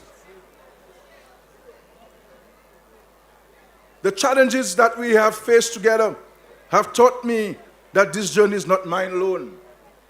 It really is our journey. Every success we celebrate is the result of collective effort. From senior party stalwarts to grassroots supporters, every one of you has played a vital role in our accomplishments. So I want you to take a bow as party stalwarts and supporters and grassroots people. Look at our friends here from the diaspora who are out there championing the cause of labor, championing the cause of Dominica in diaspora. And they have taken leave from work to come here to express their gratitude to this party and to renew their commitment and support to the Dominican Labour Party. To you in the diaspora, we say thank you. You are Dominicans, and you will always be Dominicans. And so even with this electoral reform, we'll ensure that we protect the rights of Dominicans living overseas to vote. Bless, no man curse. Sometimes the blessing just look just like a curse. And so, programs like the National Employment Program and the Yes We Care program are the fruits of our shared labor, proof of what we can achieve when we unite behind a common purpose. These programs have given Dominicans across the length and breadth of our beautiful nature island opportunity and dignified work, building a better country. Clearing the drains and beautifying the roads may be hard work, but it is necessary in our tropical mountainous island to protect our communities from flooding and to uphold the natural beauty of our dynamic and rising Dominica. And to the many NAPs I see here, we say thank you. We say thank you. You are doing a remarkable job keeping Dominica clean and beautiful. You are our heroes. Continue doing the good work. We are proud of you. Let us continue to keep Dominica clean and beautiful. And I see all of you, I see you sometimes on the road, you're working hard and working with love and excitement. There's always a bubbly spirit in you when I see you working, because you are working for Dominica, you're working for your country, and you're making your party proud because you are ambassadors of the Dominica Labour Party.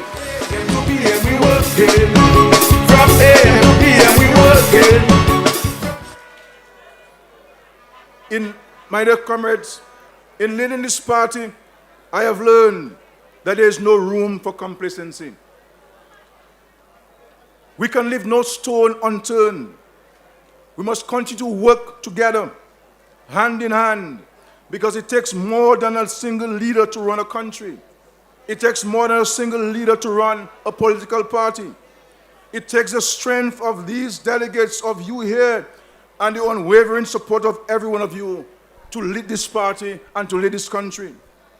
They say it takes a village to raise a child, but I know personally that it takes a dedicated and committed team to build a nation. And Labour has been fortunate to always have a united team, ladies and gentlemen. That is what has been our legacy. United team working together, successive cabinets, successive parliamentarians working as a unity. We in Dominica are blessed to still have strong, tight-knit communities. Comrades, we must keep our communities strong, tight-knit, and united to ensure the safety of our people. This means that we need to embody the spirit rooted in the Bible, that we are our brother and sister's keeper. We must look out for each other. And that is the challenge I have for you. We must be in our communities, rooted in our communities, and working in our communities, because representation is about being present and serving the people. So to you, I challenge you this. Attend the events in your community. Visit with the faith leaders and the congregants. Visit the elderly and the sick. Drop in on the schools and talk to the students. Mourn with your community at the funerals and celebrate with them at baptisms, birthdays, and christenings. Be there for the juve. Be there for the jump up. Host your own events and be an integral part of your communities. That is my challenge to all of us here, not only the power reps, all of us here, because we are all representatives of the Dominica Labour Party. And let me be clear. We should never be afraid to celebrate our successes. Yes, there will always be challenges. And yes, governing a country is hard work. But we must also take pride in the positive change we have made in the lives of thousands of Dominicans. These achievements are a reflection of our hard work, of your dedication, and of the unwavering commitment we all share to this nation. This is who we are.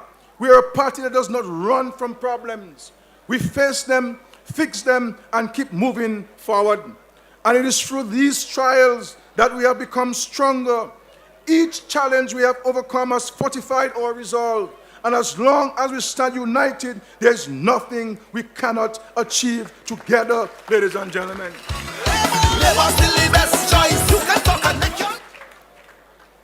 I will now turn to something that I should not even have to be addressing.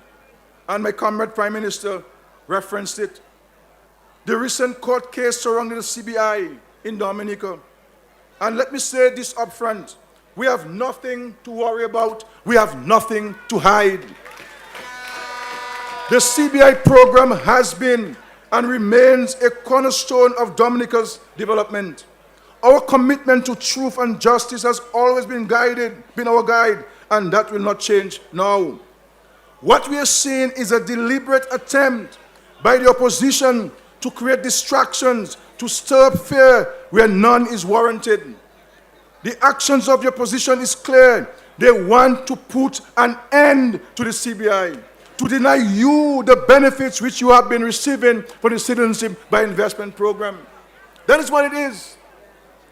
And I said last night at the groundbreaking, I was speaking to a European member, ambassador, and he said to me, Prime Minister, I have been following what's happening in these islands. And while these people say the actions are not to stop or destroy the programs in the OECS countries, that is exactly what they're doing.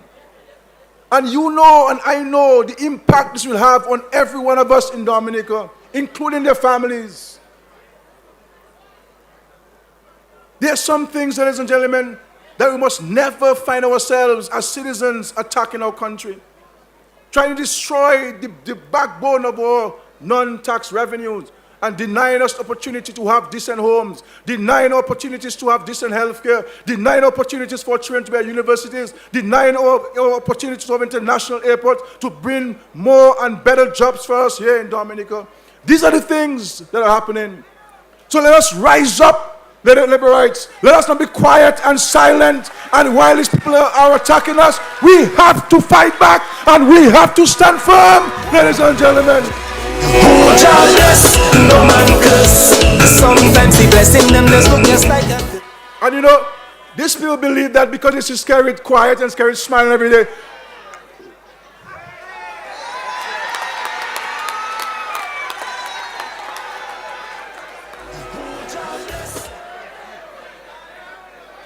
I will say nothing again.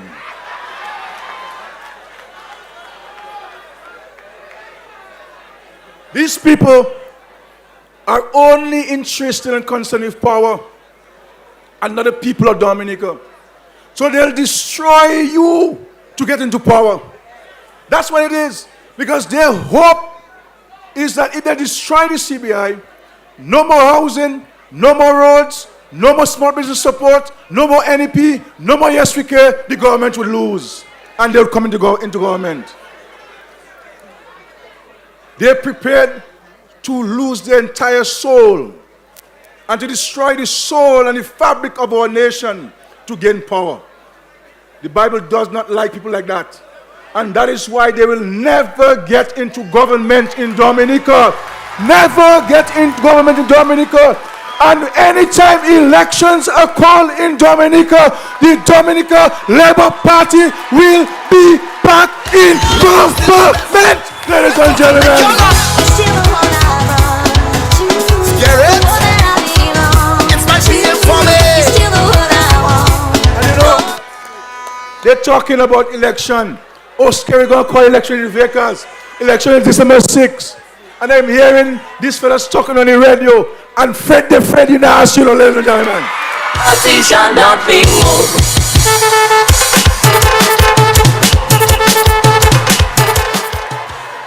Fred, I name. Oh, the election coming. Oh, Skerrit go election. Stop him, stop him, stop him.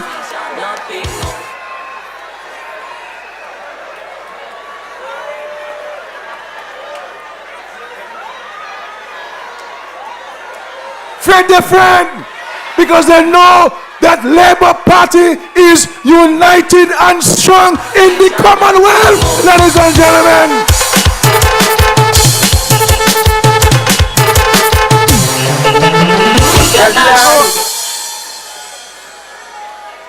We here as family, so we can talk openly. I always say that where you have two or more Labourites gathered together, they bad talking Labour Party or Skerrit or the government. But that is family talking with family.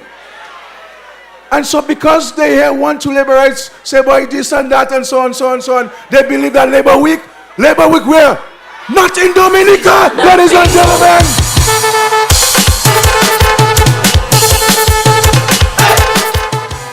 Look at us, a little delegates conference. A little delegates conference. We were in Wesley yesterday and we still come back to Vegas again. You guys, it look like you guys telling me Skerrit, you ready, you know. They pray to see me fall, but they lie.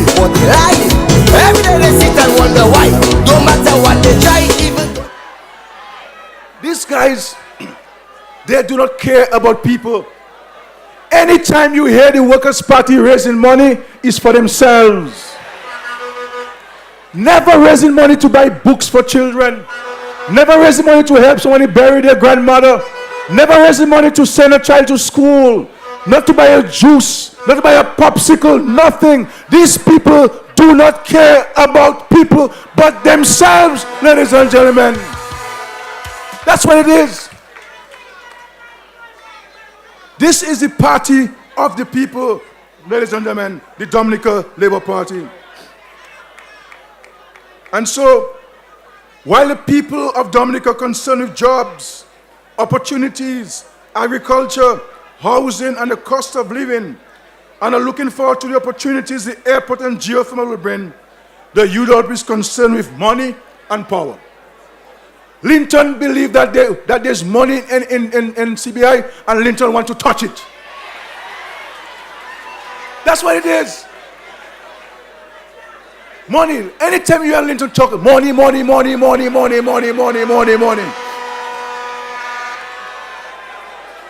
That's why when he went to Algeria and he met with the Polisario said they gave him money. That's why I asked him about Oti Lajola. These guys have no accountability, no transparency, nothing. But we have work to do, ladies and gentlemen. We have people's lives to impact positively in Dominica, and that shall be our focus. We have nothing to hide. We have nothing to hide, and we shall fight the case tooth and nail in the court, ladies and gentlemen, to protect the opportunities for Dominicans. If we have to sell the Financial Center to defend the case, we shall do that, because this CBI is a lifeblood for the people of Dominica, ladies and gentlemen. This ULP is weak, is disorganized. Benson told you so. And Dominicans can only imagine the chaos that they will bring to our country whenever they get the government. There is no doubt that the ULP, ladies and gentlemen, wants to stop the CBI, point blank. No matter what they say to us, that is their motion, and that's why they're trying to use St. Lucia. Because St. Lucia is using it to improve their infrastructure. They've just launched a housing initiative as well. And they believe in St. Lucia that if they stop the CBI in St. Lucia, then those things won't happen and Philip JP will lose government. No. The people of St. Lucia know better. And they know who they can trust. And they know who they can place their confidence and the lives of the people. It is the St. Lucia Labour Party and Philip JP. So, comrades, we as a nation are on the cusp of remarkable achievements. When big-ticket projects are in the pipeline for Dominica's future, they want to stifle our momentum. But what they are already doing is playing politics with our country's survivability. We cannot and must not let that happen. In a time when the entire world is facing economic hardships, driven by global tensions from wars and other factors beyond our control, they are trying to derail the one program that has helped us weather those storms. But we shall stand firm in our principles. As I said, we have nothing to hide. Comrades, the CBI program is sound and transparent, and it has brought tangible benefits to Dominica and Dominicans. Those who question its integrity do so out of malice, not truth. So let them talk, let them spread their lies and propaganda, but it is our duty to defend the program with confidence and conviction. We know the truth. We know the steps we have taken to ensure its transparency and effectiveness. We are not the party of chaos and confusion. They are. We are the party of stability, of progress, and of integrity.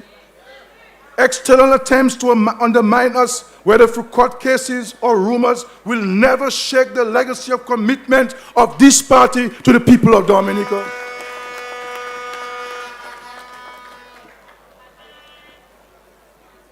We have faced bigger challenges before, and each time we have come out stronger. This is no different. The opposition's actions are not obstacles to fear, but challenges to overcome, and we will overcome them as we have always done. They want us to doubt ourselves, to question our legacy, to hesitate, but we will not give them that power. We'll protect our reputation because reputation is everything. They're trying to play politics with what we have built, but we will defend it, not just for ourselves, but for the people of Dominica who have put their trust in us. And remember this, lies spread quickly, but the truth stands firm, and the truth shall stand firm within the Dominica Labour Party. It is up to us to ensure that we speak clearly, proudly, and publicly about the measures we have put in place to protect the integrity of this program. We must not take anything for granted. We must defend this legacy, not just for today, but for the generations that follow. So friends, we have spoken about the legacy we have built together, the tremendous work we have done to shape Dominica into what it is today. But let me remind you of something we cannot afford to forget. History has shown us that when political parties stay in power for long periods, the greatest threat isn't from the outside, it is from within. The danger of resting on past achievements, of growing too comfortable, is very real. And we owe it to the people of Dominica to be different in the Dominica Labour Party. We have accomplished much, but contentment is an enemy. When we become too satisfied with the past, we lose sight of the future. Think of a flame. If left untended, it dwindles, it fades, and eventually dies. We are the Labour Party, and we must never allow our flame to dim. We must reignite it with a renewed sense of purpose, energy, and commitment. When the people of Dominica see us, they must feel that renewed energy, that sharpened focus. We are a party that leads from the front, and we will continue to do so with the same boldness and determination that has brought us this far. I can tell you, I have the same vigor, the same dedication, the same energy that I had in 1999. As a matter of fact, it has been widely said that Skerrit looking younger now than in 1999. And everybody asking me, Skerrit, what you doing? Share the recipe for me. Share the strategy for me. Stay away from sugar. Eat less butter bread. Exercise. And you look nice like me.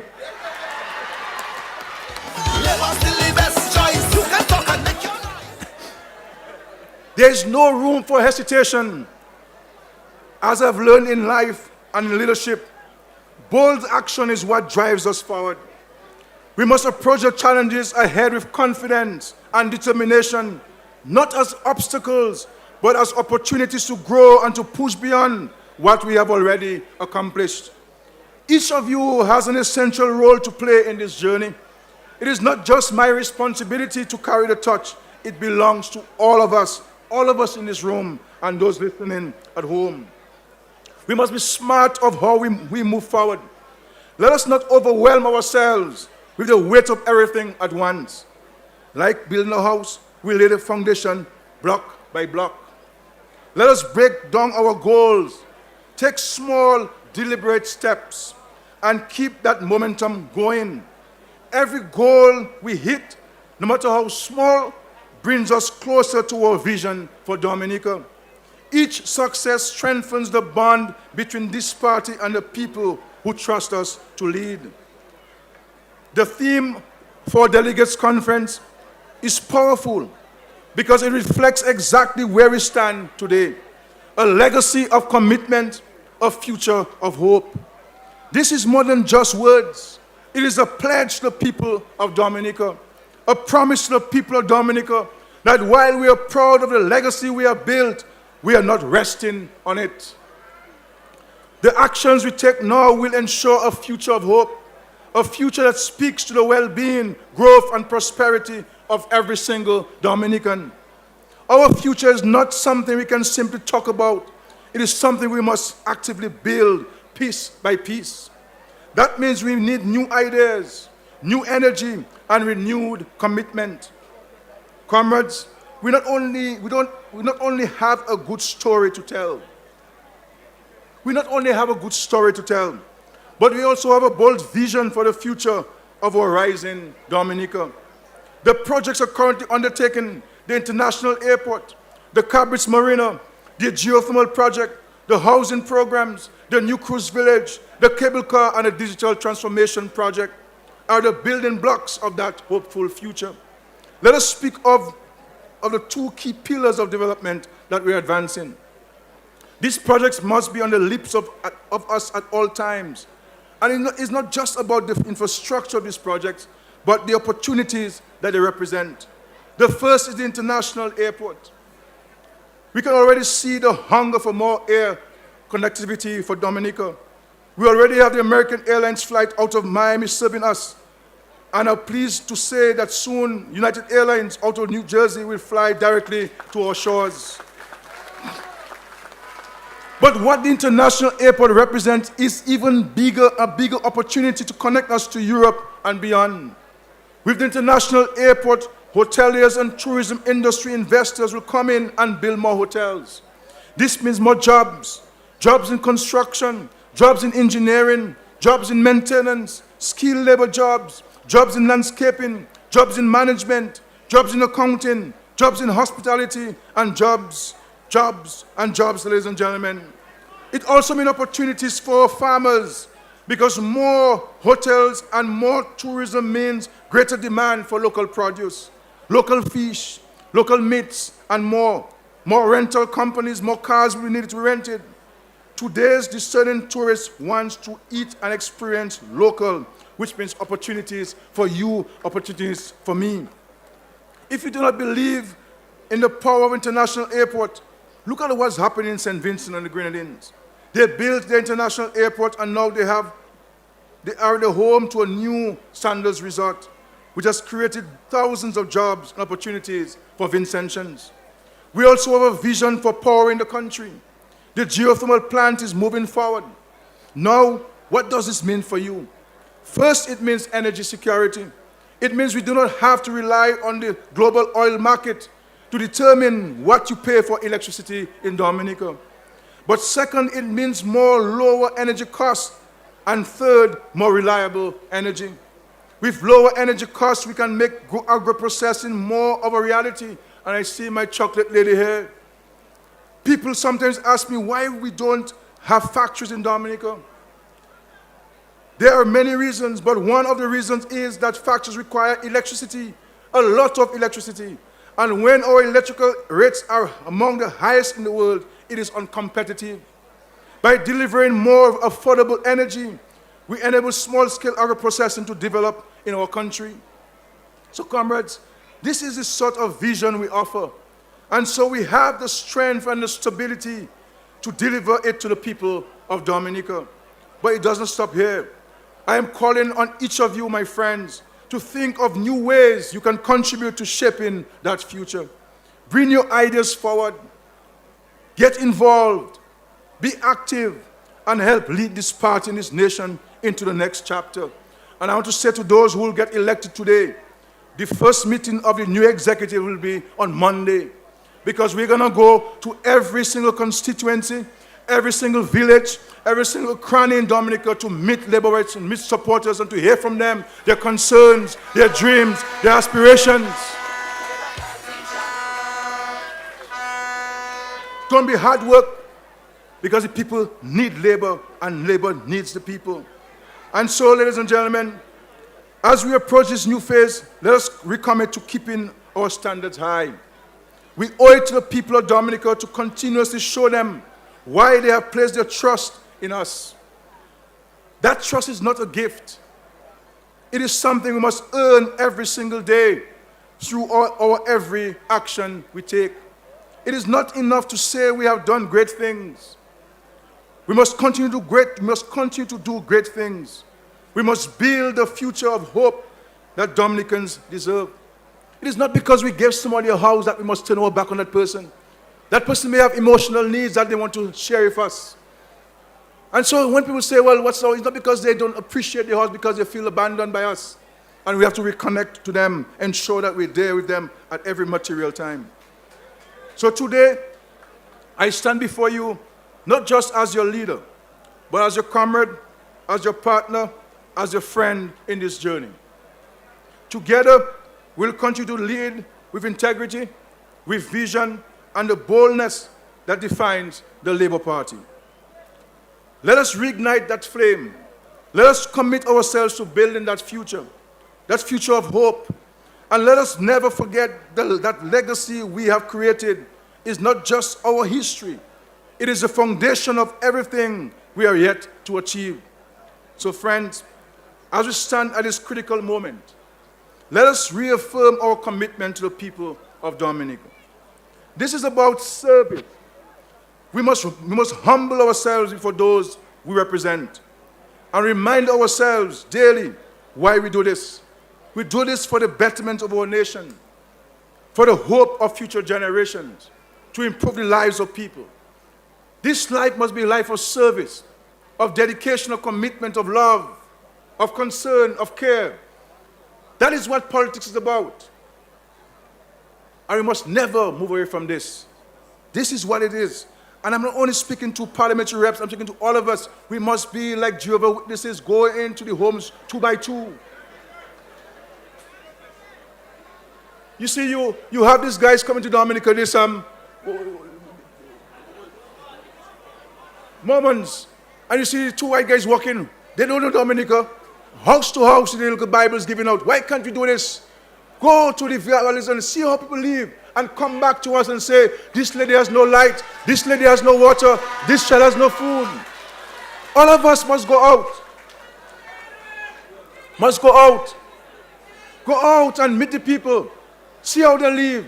Let's make life better for them. Let's make life comfortable for them. We can't just sit home and watch TV, watch Netflix every day and be on social media. No. That's not going to get our country anywhere. What's going to get our country somewhere is by us going out in the hamlets, in the homes, in the valleys, meeting the farmers, meeting the fishers, meeting the women, finding out how they're doing, how they're faring out. That's what we have to commit to. So as of today, my friends, we are all going into the field. We're all going to the vineyard, because the harvest is many, but the laborers sometimes can be few. And so let the laborers be many in the field, looking out for people. This is not about, it should never be about us, it must be about somebody else. And the only way it can be about somebody else is if we know how that person is living. What is that person's circumstance? And that's my challenge to all of us here today. And so, ladies and gentlemen, comrades, all friends, no more than ever, we must stand united in defending the legacy we have built. Our actions, not our words, will speak for us. Let our deeds be the proof of our dedication and the foundation of our future. Together, let us defend what is ours. Let us go forward with an unshakable resolve. The future of our rising Dominica depends on us, and we will rise to the occasion as we always have. So, Laborites, as we continue to fight the battles, let us remember that we do so not for power, but for the people of Dominica. Our mandate is to serve, to uplift, and to transform. And with your support, with our unity and strength, there is no limit to what we can achieve together for the people of Dominica. Let us continue to march forward, united in purpose, unwavering in our commitment, and unshakable in our resolve. Together as one Labour Party, we'll continue to build a stronger, fairer, and more prosperous Dominica. Together we move forward. Together we win. Together we move forward. Together we win. And when Labour Party wins, Dominica wins, ladies and gentlemen.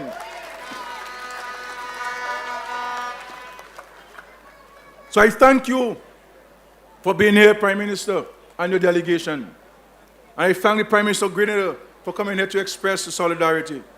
And rest assured, Prime Minister, that you have our unshakable, uncompromising solidarity with yourself and the St. Lucia Labour Party. Uncompromising, because we have a duty as leaders to protect the working class of this Caribbean. We must ensure that in a difficult global challenge and challenges that we do not forget the people, the ordinary working class people of this Caribbean. Too many times we see political parties come into office and they forget the working class. And it's the working class who put them in government. No, we have to ensure that what we have to share, the working class must get their fair share. And that is what we're working together for in the Caribbean, ladies and gentlemen. This is what we're doing. And so thank you for being here. Beautiful setting. The original home of the Kalinagos. The only place in Dominica where we still promote the Kalinago named Itasi. The place where the first Christian Mass was held was here in Vickers by a priest called Father Breton. So Christianity was born in Dominica, here in Vickers. And so peace be with all of you, and we share with you love.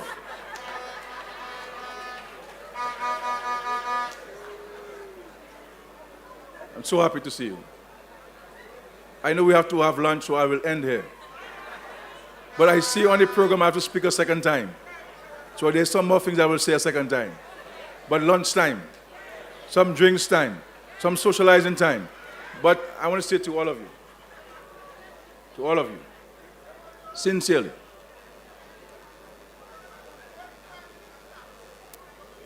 we appreciate you. Never for one moment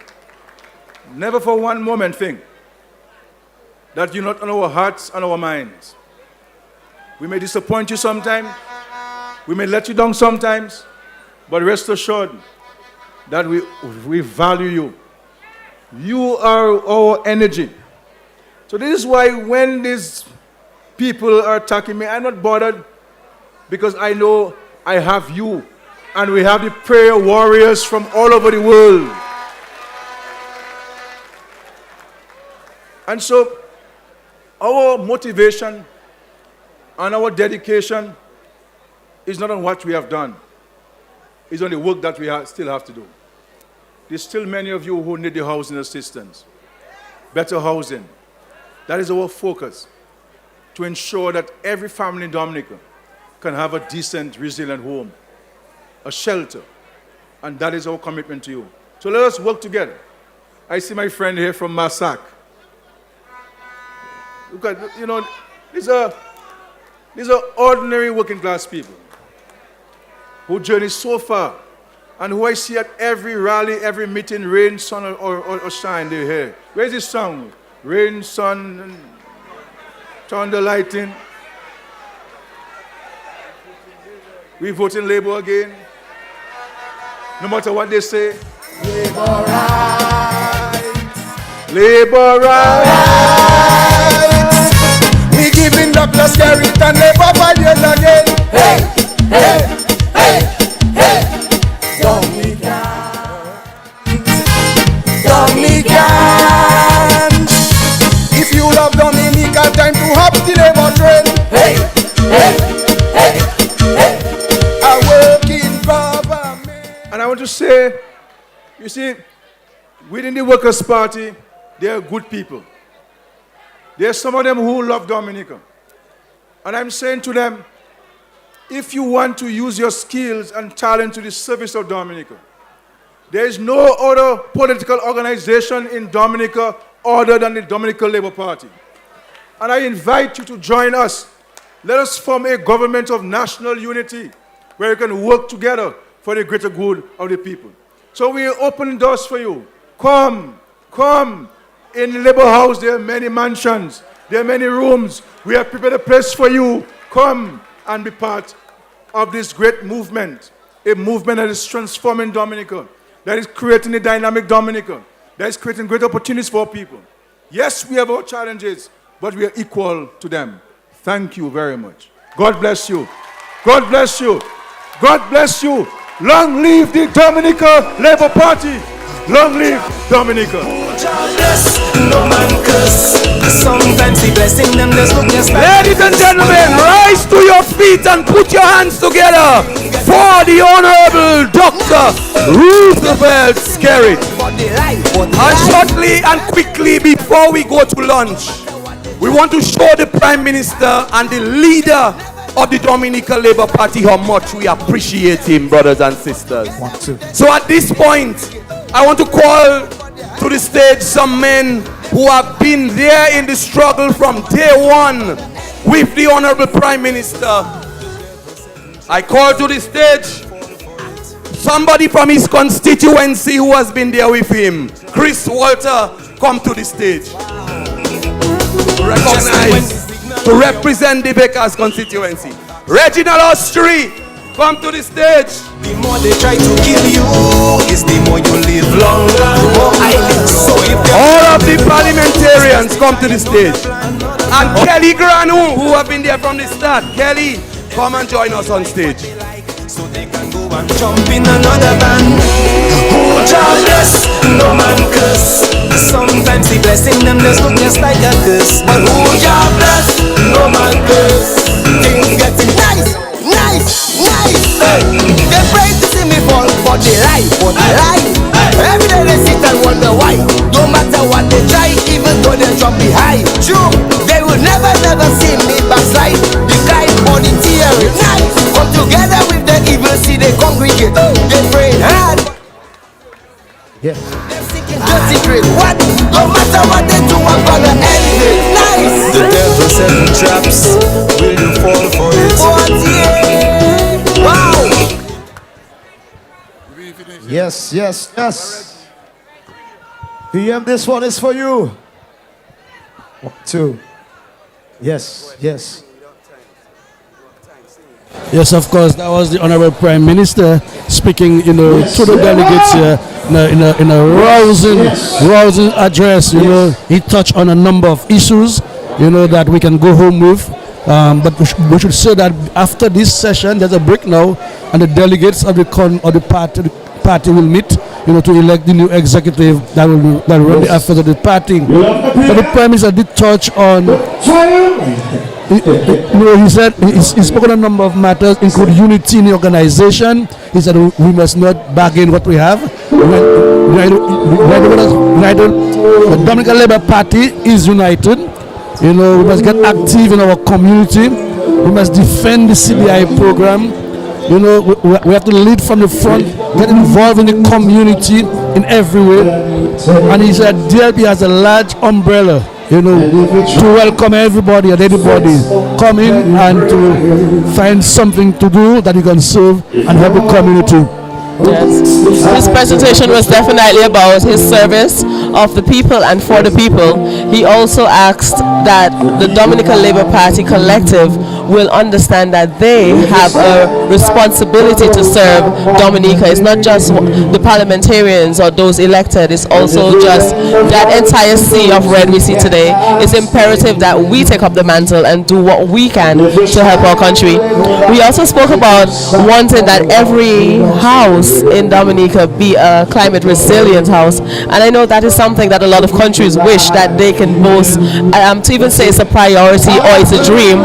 So I'm happy to hear things like that. And one of the most important things he said today was about election. A lot of people think that election is right around the corner, but the hope of him announcing an election did not happen. We're not saying it's not coming, it cannot come, but it was not announced today, and I know that's something a lot of people were listening for. So and what's happened now, Julie, that the Labour Party, they're having a tribute to the Prime Minister. Yes, Earl White. A number of his officials, those who've been with him over the years in the struggle, paying tribute, playing that's a very popular song from Graham's Morgan. Yes. There's a place for you. As a matter of fact, on the last Hang show, Mommy asked that we played that for the Prime Minister.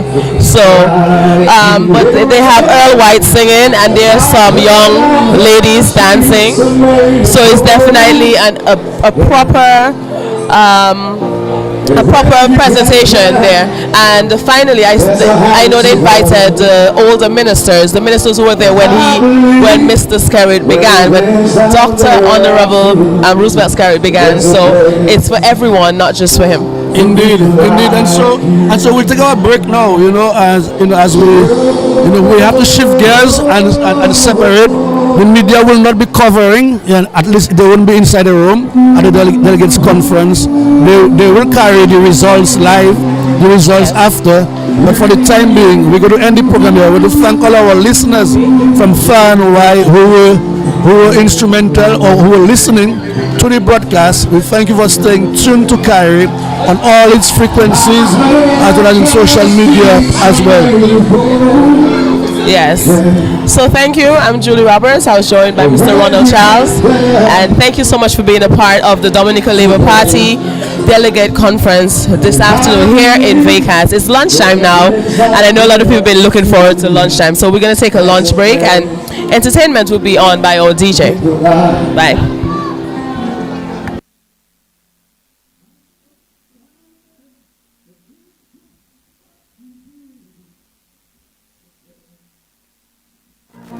For people like you. Yes, I. Nice and easy. Out of many, we are one.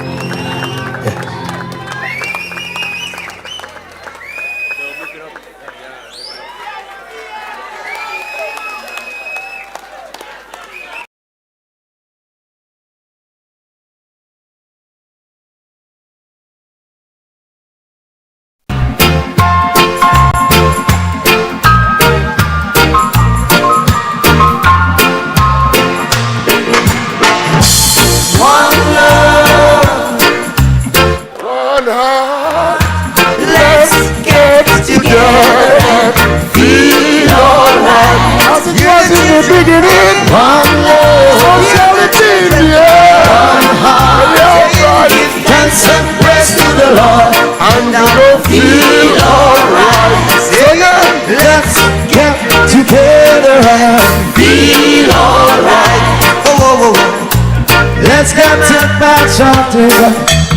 Early remarks. Here is one question I really love to ask. Is there a place for the hopeless sinners who has hurt all mankind? Just to save the soul, believe one love, one heart. Let's get together and feel alright. As it was in the beginning. One love, one heart. Dance and praise to the Lord, and I will feel alright. Singing, let's get together and feel alright. Let's get together to fight this holy Armageddon. So when the night comes, there will be 20 years as leader of the party, 25 years for service to Vegas and the Dominican Labour Party, a brother, a comrade, a friend, a leader, and most importantly, a servant to the people of Vegas, a servant to the people of Dominica, a servant to the Caribbean civilization. Brother, we thank you. Thank you and one love. For whatever. For whatever. Yes. For whatever. And we feel alright. Let's get together and feel alright. Dance and praise to the Lord, and I will feel alright. Thank you very much. Out comes the sun.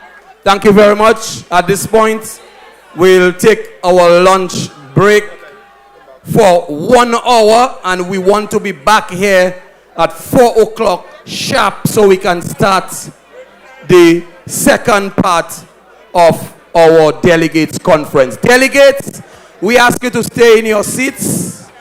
We ask our invited guests to follow, and parliamentarians to follow the ushers to the venue where you will have lunch. and our invited dignitaries and the members of parliament, members of cabinet, please follow the ushers. Our dignitaries and our delegates, please stay in your seats where I suspect you will be served. And all the other supporters, please get your lunch so that we can be back here at 4 p.m. sharp. 4 p.m. sharp, so we can start the business session of our delegates conference. Thank you very much. As I open my eyes, oh, I give thanks for life above. Oh, yes, Lord. As the days go by, out comes the sun, shining on my face again.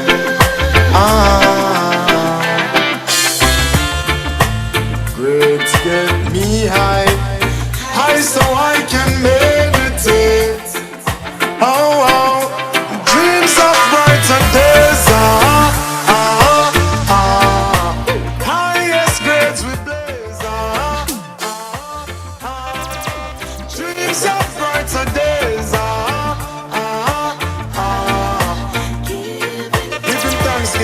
Giving thanks as the days goes by. I feel good when you're wrapped up in my arms, dancing to a reggae song. Feel good, feel good. I feel good, cause your perfume isn't loud, and only I can talk about. Feel good, feel good. You feel like velvet rubbing over my skin. When your hair dances under my chin, wish we were alone, baby, just the two of us. Yes, every move you make gives me a rush. Whoa, oh. Wine some more, show me that love unconditionally. Make believe we're alone, just you and me. Take the problems, leave them behind. Don't let it show. Go, baby, go, baby, go, baby, go, baby, go. I feel good when you're wrapped up in my arms, dancing to a reggae song. Feel good, feel good. I feel good, cause your perfume isn't loud, that only I can talk about. Feel good, feel good. Oh, yeah, yeah,